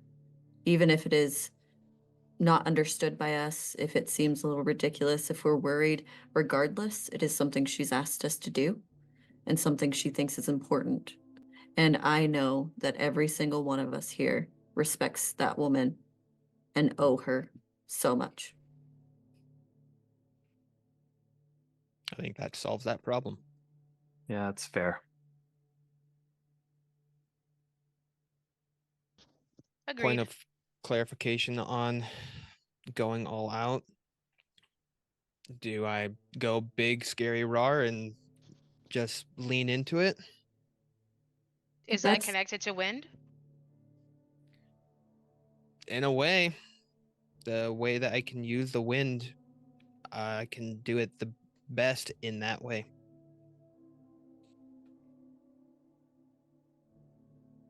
That's the issue that I really want to talk about is, are we supposed to be representing what it means to be that part of this situation? Do we have to find a unique way to I thought reprimand that's what her? I thought that's what it was. It's why we are each representing it. We have to find a unique way to represent that. Not we all go raw and jump on her, like each of us does a punishment in line with that. But I might be wrong. Kind of what I've been assuming as well, which makes it interesting what ideas we have as far as that goes that we would be using to represent each individual person's thing.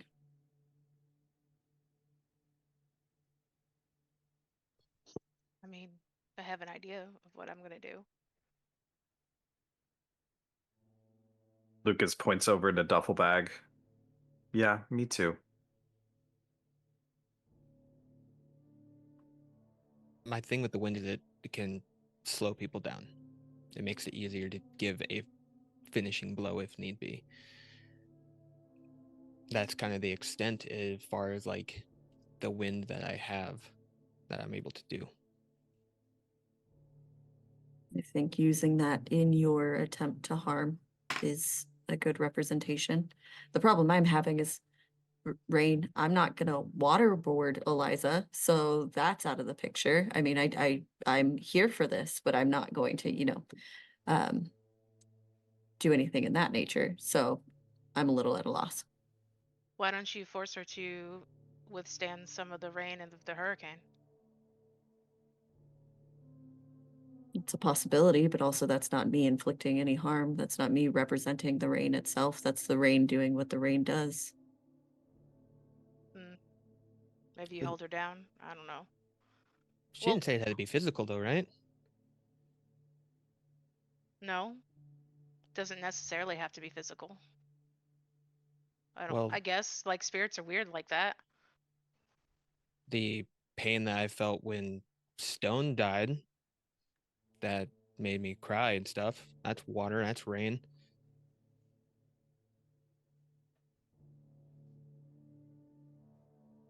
Aspen. Yes. Aiden has a outstandingly good point. You got to make her. You got to get her to that point. You can do it.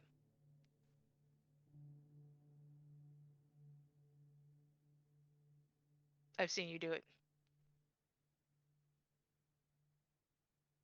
Try.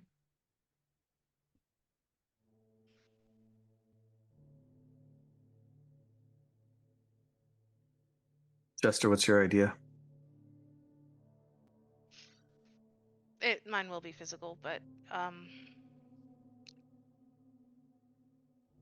wolves of the wilderness of the wild. I just planned on turning into Lupus and attacking her.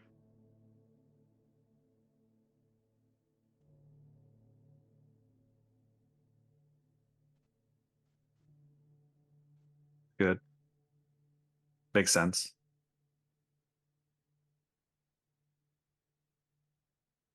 Lucas will walk over to the bag and open it up.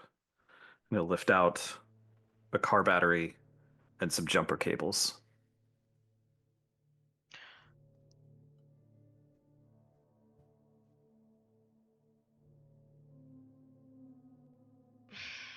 Yeah, it's like that. Yeah. I'm not gonna like this much. I mean, I know. It has to be done, but I don't like it.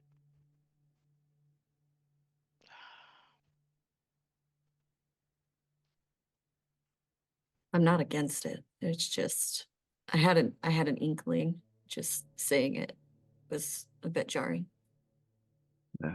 pull the band-aid off quick, right? Mm-hmm.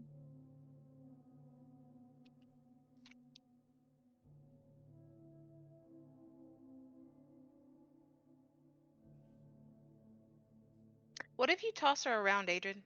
Instead of like using an ability like the magic you have from the wind, what if you toss around like the wind tosses the wind around, the people and things around?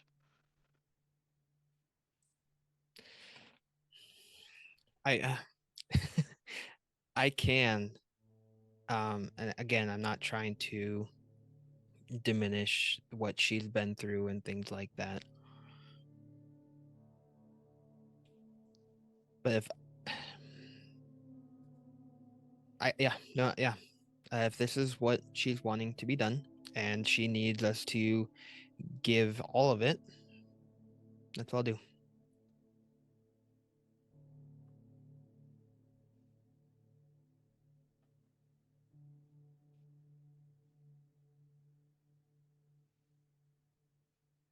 Sucks. Uh-huh. Yeah. Yeah.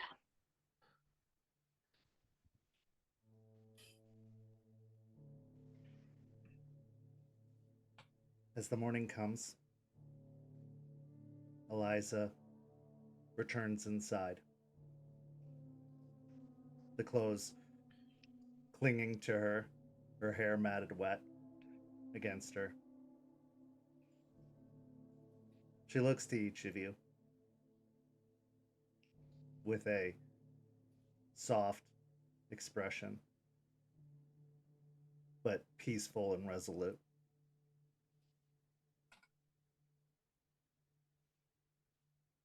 We will cross over the other side so that this is done in front of the spirits themselves, so that they can bear witness, as it is meant to be.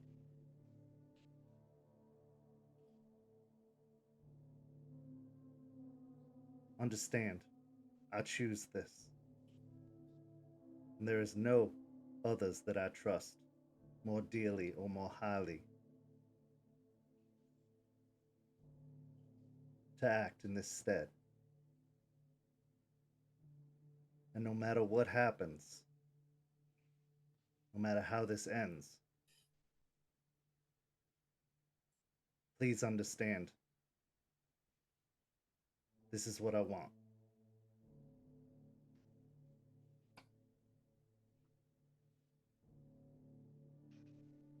Okay.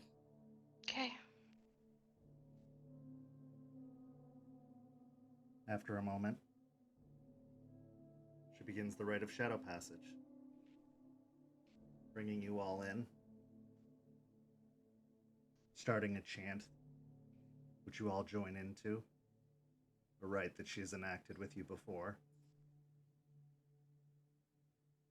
Artie remains behind, monitoring the weather of the storm, tracking its progress, staying with Chloe in case any preparations or changes need to be made as you transition over to the other side.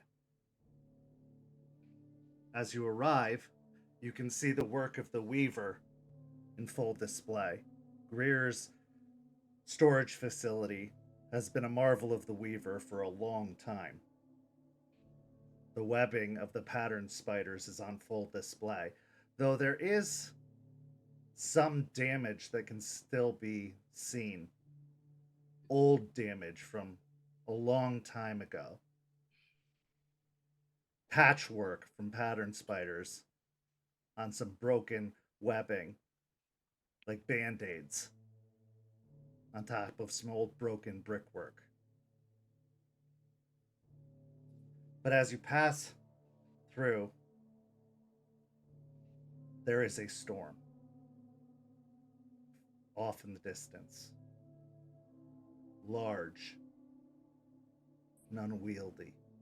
A torrent of lightning and wind, curling, twisting, rending at the sky. As lightning crackles, Eliza turns herself towards the storm, spreading her arms out wide.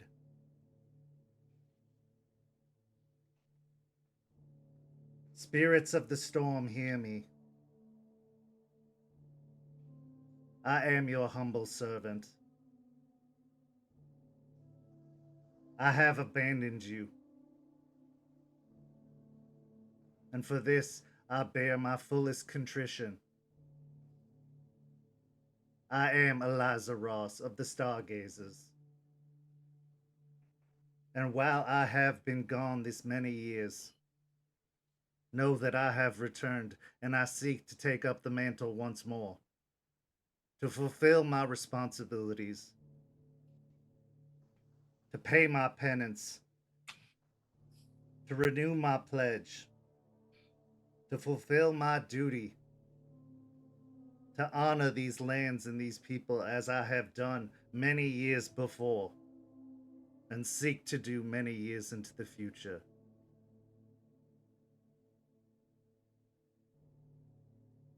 And I will teach others so that they may carry on the days after I join you and pass beyond the veil for the last time. And so, as it is your will,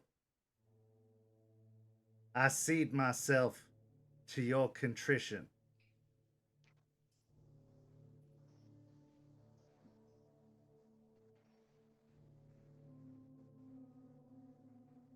With this, she takes a deep breath.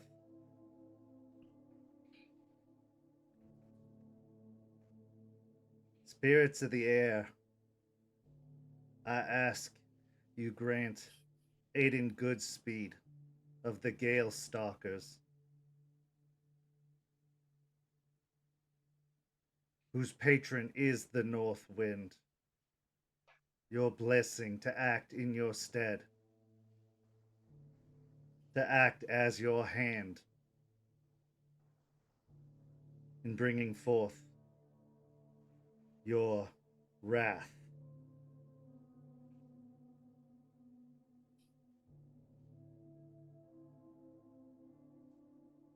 And your fury.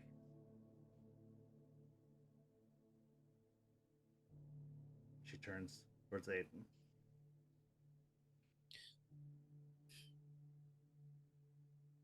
He'll step forward, look at her, and like you said, I'm gonna give it my all. You just hold on. And at that point, he's going to go into his Krynos form. She nods, and as you do so, she shifts as well. Make the 2 rage checks. Good to go. Okay. So as you grow in size, going from 6 feet to 8, the muscles filling out your form, covering it in thick, coarse fur, your claws elongating, your muzzle growing longer and filling with sharp, razor-sharp teeth, the fury building up inside of you. Declare your intention. How many rage are we at currently? I'll say, considering the intensity of the situation, you're at 3. Okay. I'm going to take a few steps back. Going to do Raging Strike with the intention of pushing her back as hard as he can with that initial brawl strike. Okay. Gonna do one more rage check. Good to go. Add a dice.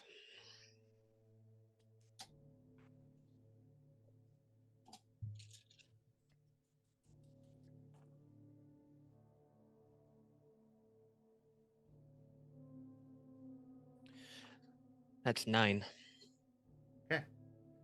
So as you lurch forward, forcing your arms into her, she doesn't put up much of a defense other than to bring her arms up to kind of cross over her, bracing for impact. And as you force into her, you kind of bull her over in a bull rush, pushing her back, sending her kind of rolling end over end backwards. You feel the wind kind of encircle you, whipping around, your fur kind of wisping up around you, and you hear a whisper in your ear.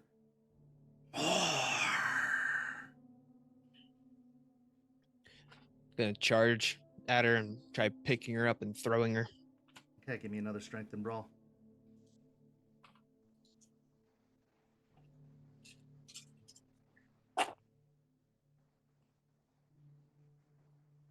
Seven with a brutal. Okay. So not giving any respite, you move forward, grabbing her off the ground, lifting her above your head, and just slamming her down to the ground. She's not able to put up much more defense, but you can see that she does still brace for impact as she hits the ground. And even though it is made of the same kind of solid webbing, you can see cracks start to form in the webbing outward as it shatters against the ground. And even though you feel your muscles tense beneath her and you almost can hear the sounds of cracking coming from her as you hit, the wind once more whispers, "More."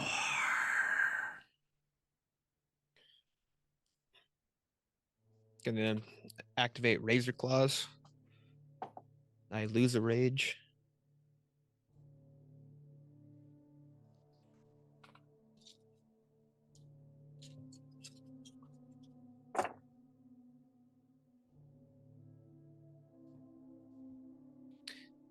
Eight. So with your claws extended, her sprawled out in front of you, you raise the claws above your head and bury them down into her, raking down across her form, ripping open new wounds across her skin, causing the fur to rend along with the wounds, new wounds opening, taking out tufts of fur, of that silvery gray fur with it. Blood starting to well up in the wounds and starting to pool out onto the ground. She doesn't cry out as much as there is a slight growl along with a soft whimper. The wind whips up, then dies down. We are satisfied. As soon as the wind drops down, it's gonna go back into its Hamid form and walk back to the pack. Eliza lays for a few moments in her Krynos form, her chest rising and falling. And you can see the wounds slowly closing a little bit on her form as she gives it a moment to try and regenerate a little bit at a time before shifting out of the form, laying there still on the ground, several bruises on her form before pushing back up to her feet.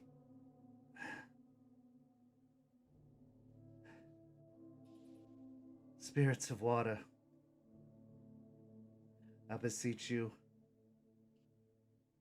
to allow Aspen West of the Silver Fangs, whose patron is the Falcon, to represent you, to be your avatar. For in water there is wisdom.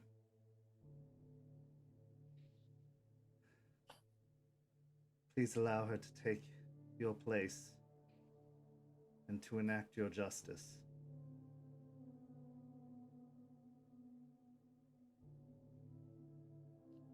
Aspen will walk up, wrenching her hands, like squeezing her hands together as to like not immediately go with instinct and go straight for her to like heal her.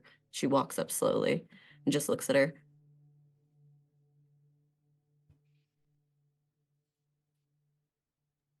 Eliza, you understand everything that's happened because of your inactions are your fault. The reason that this storm is here is because of your inaction for so many years. The reason you lost your son is because of your inaction. The reason you lost all of those people before, all the ones you called friends, are because you wouldn't act. And this is your penance for not doing anything to help them, for not doing anything to let yourself be overtaken because of your grief. So many others have suffered.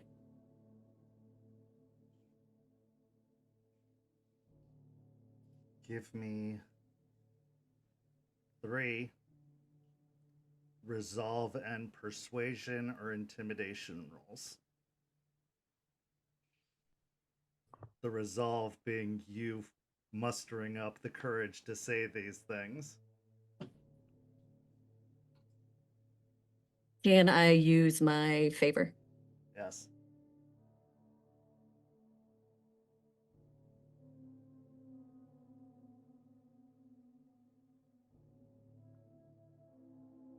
The first one is 4. Okay.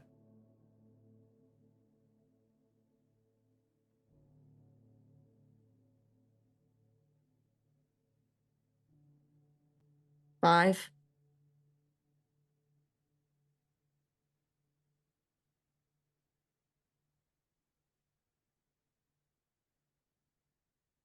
And the last one is 5, but with a crit.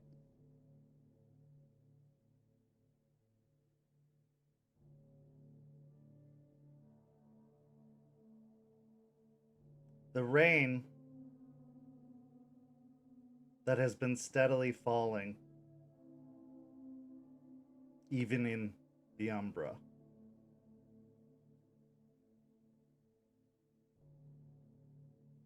stops falling. But nothing is said.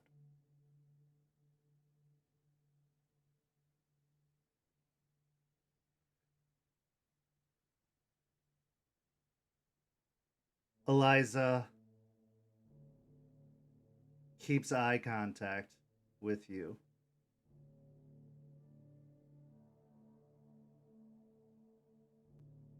And her gaze is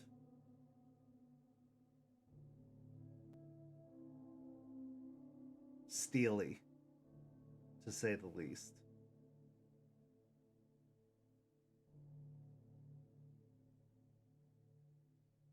After a moment of silence, she nods her head.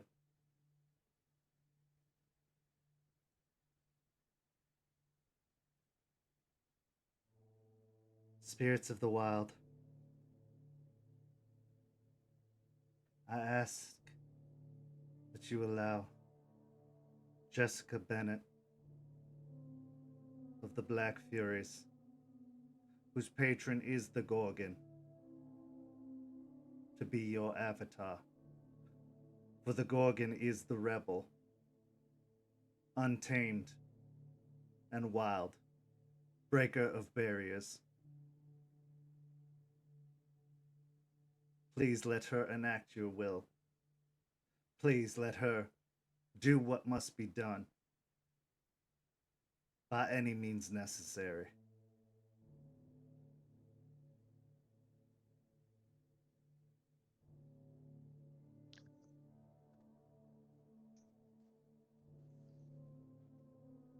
What form is Eliza in at this moment? Hamid. Okay. So I will shift into Lupus, and as I'm doing so, I'm going to dig deep for that primitive, primordial, wild side of the wolf. And along with that, I'm going to kind of touch that burning rage that I have in the pit of my stomach. That's always there now, ever since I got the point of Hoglosk. Also, am I also at P3 rage, or would I be at more because of the thing with Leon? I'll give you 4. Okay. Yeah. But yeah, I am tapping into all of that and tapping in, I guess, to Gorgon's favor if it fits. I'm not sure if it fits. You're not really overcoming. Yeah, I wouldn't say you're overcoming a barrier in this case, so no. Okay, just making sure I didn't hold back Yeah. on anything. So Fair enough. Good question, but no, you're not overcoming any barrier in this case. Eliza, however, does not shift. She stays in Hamid. I will give a angry growl and I will attack. Okay. With bites. Give me a strength and brawl.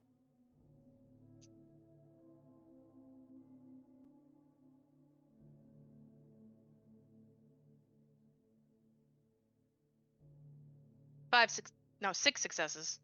Okay, so how are you? What is your course of attack? I'm going for a pounce and attempting to bite her. Okay. So as you pounce onto her, being the frail old woman she is not as spry in her Hamid form as she appears to be in her other forms. You are able to knock her to the ground and quickly bite onto her shoulder, burying your teeth into it and giving a slight shake, the teeth burying down, and you can almost feel the hot blood starting to fill into your mouth. And it tastes so good. So good, in fact, that you know you need more. Roll again. Okay. It's going to be like the shaking. Yep.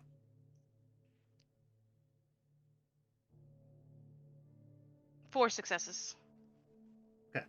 As you start to shake, you can feel the flesh kind of trying to resist against you, but it starts to rip and tear and rend. And as much as Eliza wants to hold on, as much as she wants to resist, she starts to cry out and scream in pain as it starts to tear away and starts to rip from her body. But you still can't give up. One more.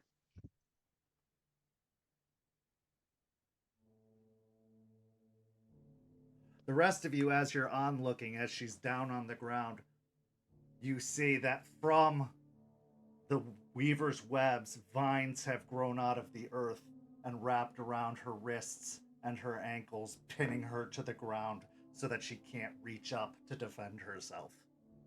4 successes. Okay. As you rend, you find your jaws ripping away from her body, a mouthful of flesh in your teeth, as a gout of blood spits out onto the ground beyond. And as you have rended yourself free, the red vision in your eyes, all of the anger that has swelled up, all of the fury at Leon, at what the past year has brought about, all the fury of the storm, all the untethered rage and wild abates as you look down at your friend, your mentor.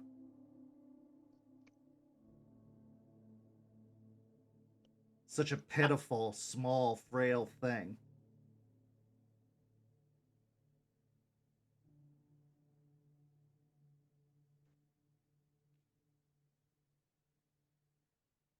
At your mercy, but also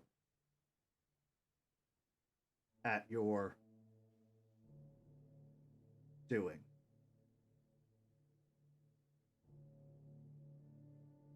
At my what? At your doing. But you are back in your control and you feel a bit like you have sated the spirit.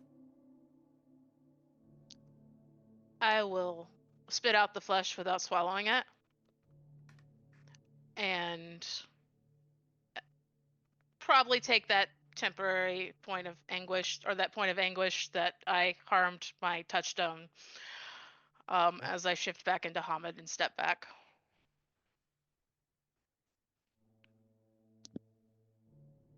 Eliza looks to you. You can see tears starting to stream from her eyes, but she gives you a nod of approval, even though you can see that she is in a great deal of pain, and a nod of like understanding and forgiveness, as if she doesn't hold you responsible or accountable for what's happened.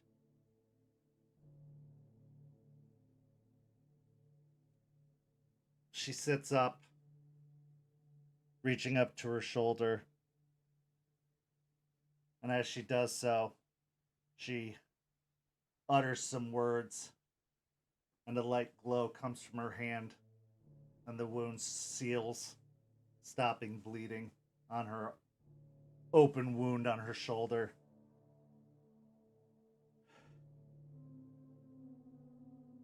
And find the spirits of the Weaver. I ask that you allow Lucas Shaw of the Shadow Lords to be your avatar. For while the Weaver creates and builds, it has housed many secrets. It has built a cage and maintained the worm before. It has withstood and maintained against the forces of the wild and the forces of nature. But it is necessary for the balance.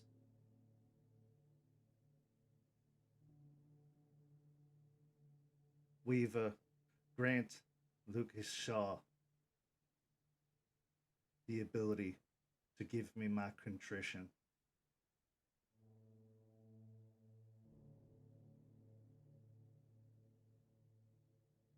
Lucas will pick up one end of the jumper cables, and he'll also pick up his clave, and he'll walk over to where Eliza is. She's still on the ground, correct? Yeah.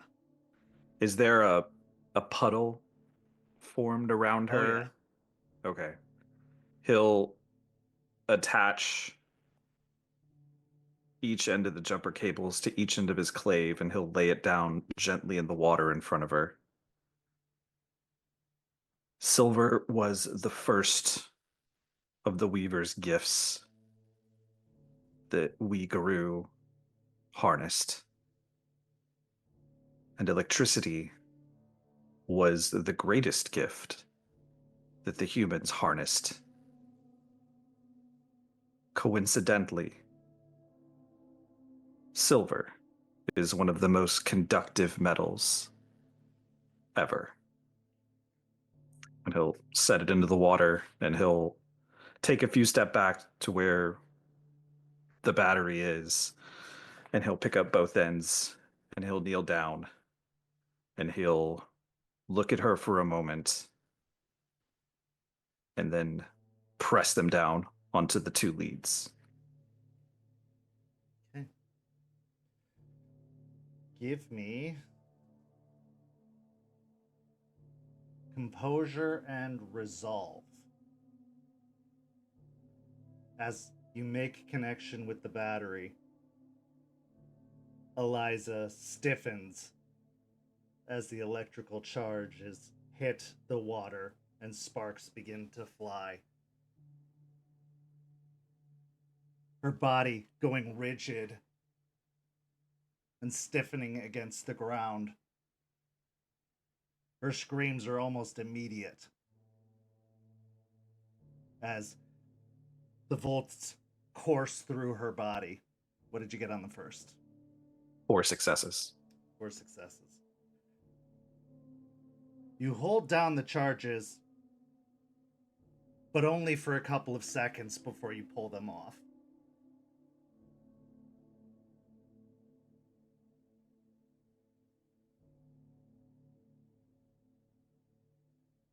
The lightning crashes overhead, angry and furious. In fact, nearby on one of the structures made of the Weaver's webs, lightning crashes into the corner of one of the structures, shattering the webbing furiously.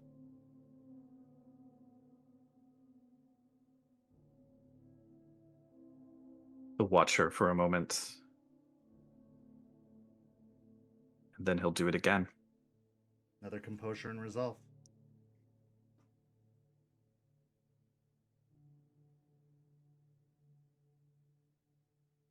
I'll spend a willpower.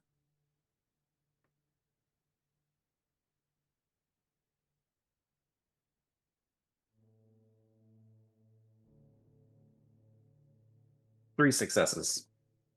3 successes. Try as you might, attaching the cables once more, seeing her reaction, seeing the pain she must be going through. You don't know how it happened or when it happened. It's hard to say, as you've been alone for so long, as you've lost so much respect for so many others, and you've had to rely on yourself. You don't know when you came to respect this woman so much, how she came to mean so much to you. But being her tormentor, having to punish her, even though it's your job, your responsibility, something that you were conditioned to do, not her. So you quickly remove the cables once more, after what felt like an eternity, but in reality was just possibly a second, maybe 2. Thunder roars again. Lightning crackles across the sky, and once more an explosive blast of lightning hits another structure.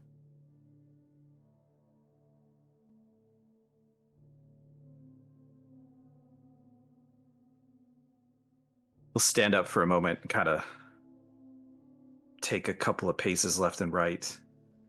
And then he'll go back down to his knees and he'll look at Eliza. And as he locks eyes with her, he'll slam the leads down again and just scream as loud as he can.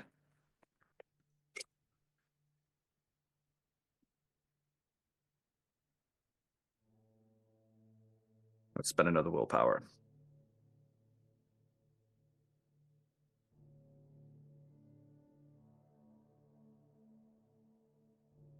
4 successes. 4 successes. In that moment, before you're able to slam down the leads, she looks to you, and in all of her pain, in all of her agony, and all that she's been through already, whether it's being manhandled, thrown around, bashed, whether it's reliving her greatest failures, whether it's literally being chewed on, and now being actually tortured. The look she gives you isn't one of begging, isn't one of asking for you to stop. If anything, it's a look of encouragement, a look of pushing you onward. And as you slam those leads down, and she arches her back, causing her to throw her head back against the ground as the shocks hit. The battery eventually sparks back up once more until an explosion of sparks fires out of the battery and no more voltage can be supplied. And she goes limp on the ground, steam or perhaps smoke rising from her form and from the pool nearby. There doesn't appear to be another crackle of lightning in the sky.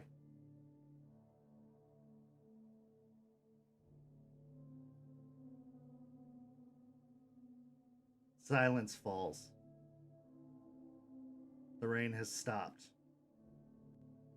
And while the storm overhead can be heard, can be seen, can be felt, as it continues to slowly move forward, it doesn't seem to be focused on you. Doesn't seem to be looking your way. It seems to have other intentions. The scene is yours. I'm going to Eliza. As you go to her side, kneeling down next to her, you can see that she's laid down on the ground, her eyes frozen open, looking upward, her breath slow and shallow, a little bit ragged, but she is breathing.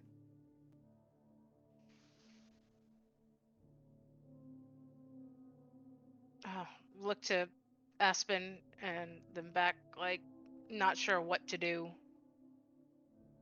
I'll run over to where Jester is, over Eliza. Look down at Eliza. Can I help you? Can we help you now? She just nods her head slowly. And I will do Mother's Touch. Okay.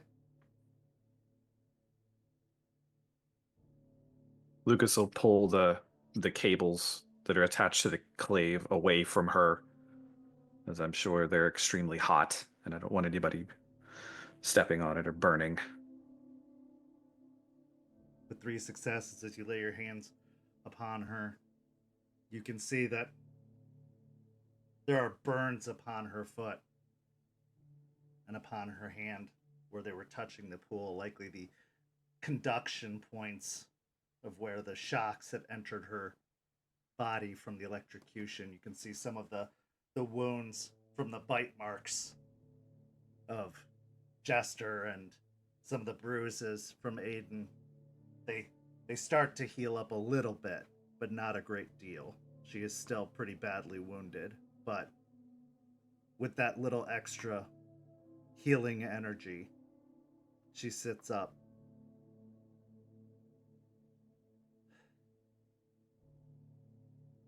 We should return. I just hope it was enough.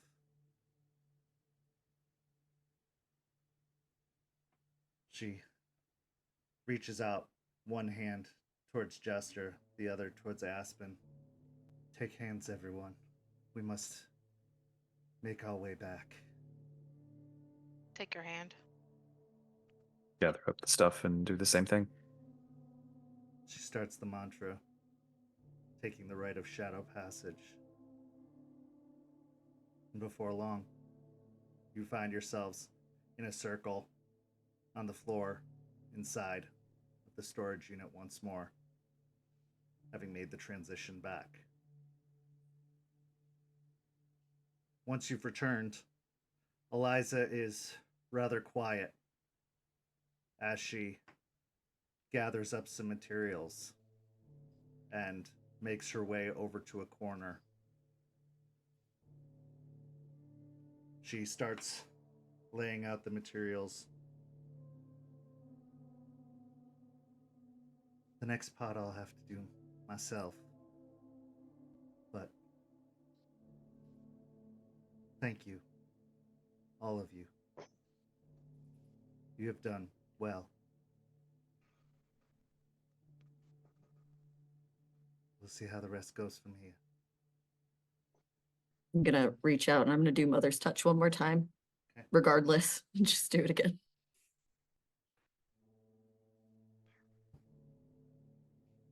That was only 2.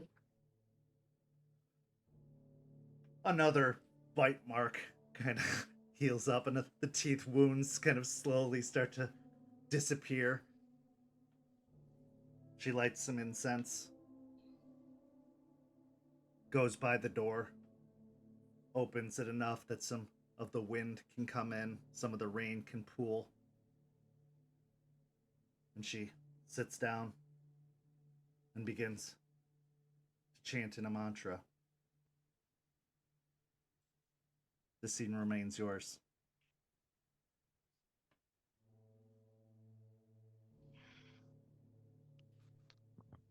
I'm going to get some sort of cloth and some water and wash my mouth off and out.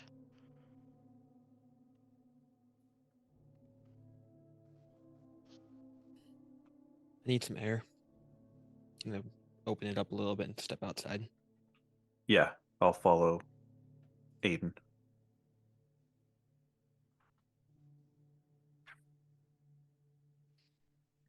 Sit down next to Jester.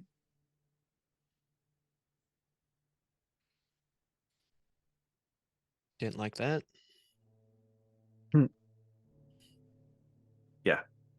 That was a lot of stuff I didn't want to have to deal with. So no, I didn't like it either. Yeah, let's not do something like that again.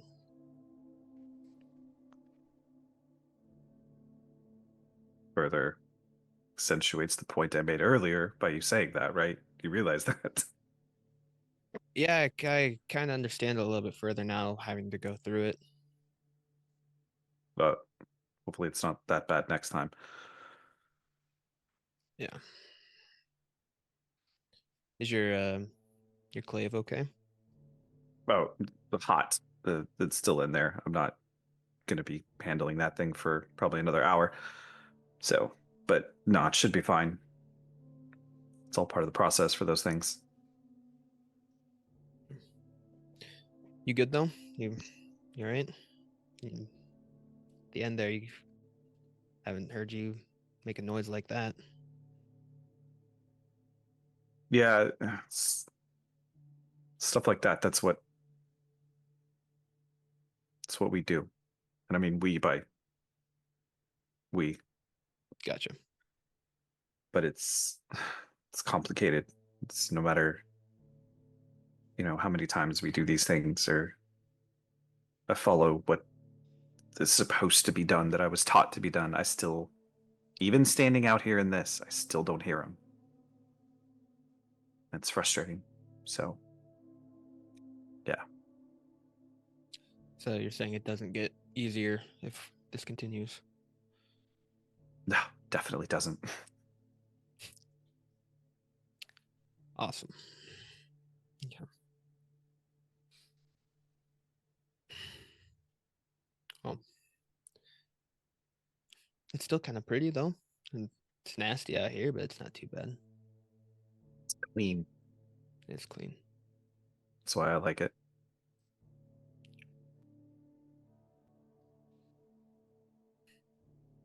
Maybe it'll wash away some of the bullshit in Tampa. Yeah, hopefully it doesn't wash anything new up. We got enough shit on our plate. I don't need any more. But hey, good work in there. I know that wasn't easy for you either. No. I wanted to hold back so much. When she hit the ground, I wanted to just walk away. But when the wind whispers in my ear and asks me to do something, especially as my patron, it's that much harder to even turn away from that. It seemed appeased overall, but it doesn't make it easier knowing that it's something that had to be done. I just wish there was another way. Yeah. Yeah, it makes two of us. But I think that if she knew of another way, we would have done it. Yeah, she's the smartest person that I know. Yeah, no, she's got the number one spot. Yeah. Okay, well, I'm ready to go back. I just needed to get out of that spot. I'm gonna stand down here and listen for a while. You go back in, make sure they're okay. I'll keep watch. Okay, appreciate it. Meanwhile, inside, Aspen and Jester. Jester has a bit of a 1,000-yard stare. Aspen will sit next to her and just kind of rub her shoulder. Do you think it was enough? I hope so. I don't know what more I could have done.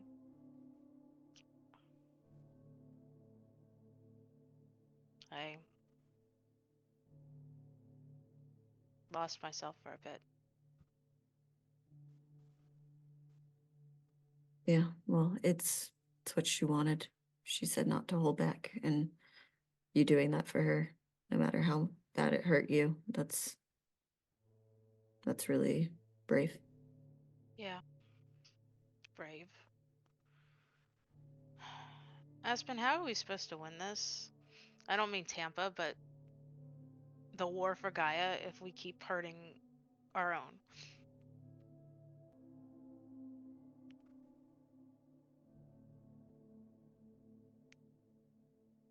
I want to be wise and sit here and give you one of Eliza's fancy little speeches, but the honest answer is I have no idea. We just keep fighting. And it's bullshit, but it's what we do. We keep fighting until we don't have the will to fight, or we die. I don't think it's working out so well.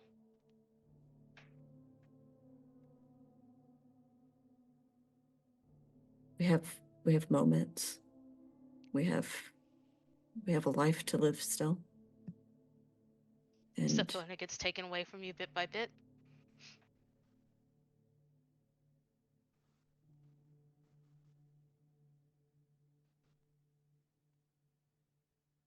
I wish I had the answers. I really do. I For know. all of us. I lay my head on her shoulder. I know, you don't. I don't think any of us do. I guess we just have to keep going on. Yeah. We have each other, though. We do. Better than what we had before. Yeah. And I was right. She's tough. She could take it. And I mean, maybe this is hopeful thinking, but if it worked out well enough, I don't think we'll have to do that part ever again. I sincerely hope so. We'll be okay, Jester. Yeah. I'm sure we will.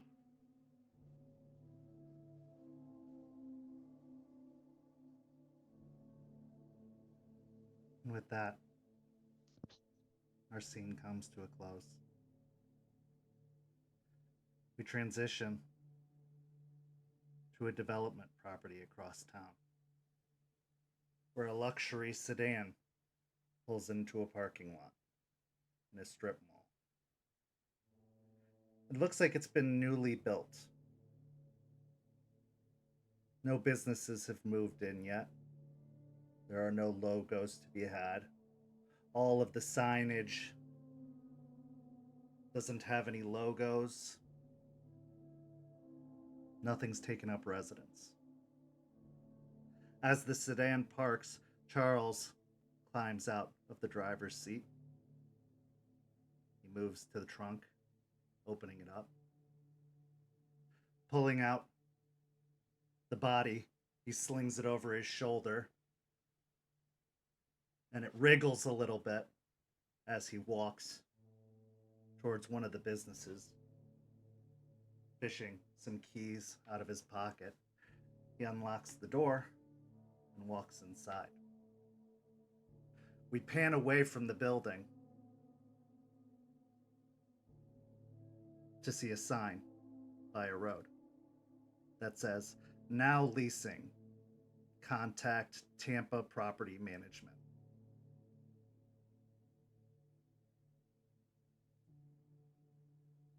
We transition to a few days later in an RV where we see Eliza sleeping in her bed. She awakens with a start. And with a frightened expression, she says,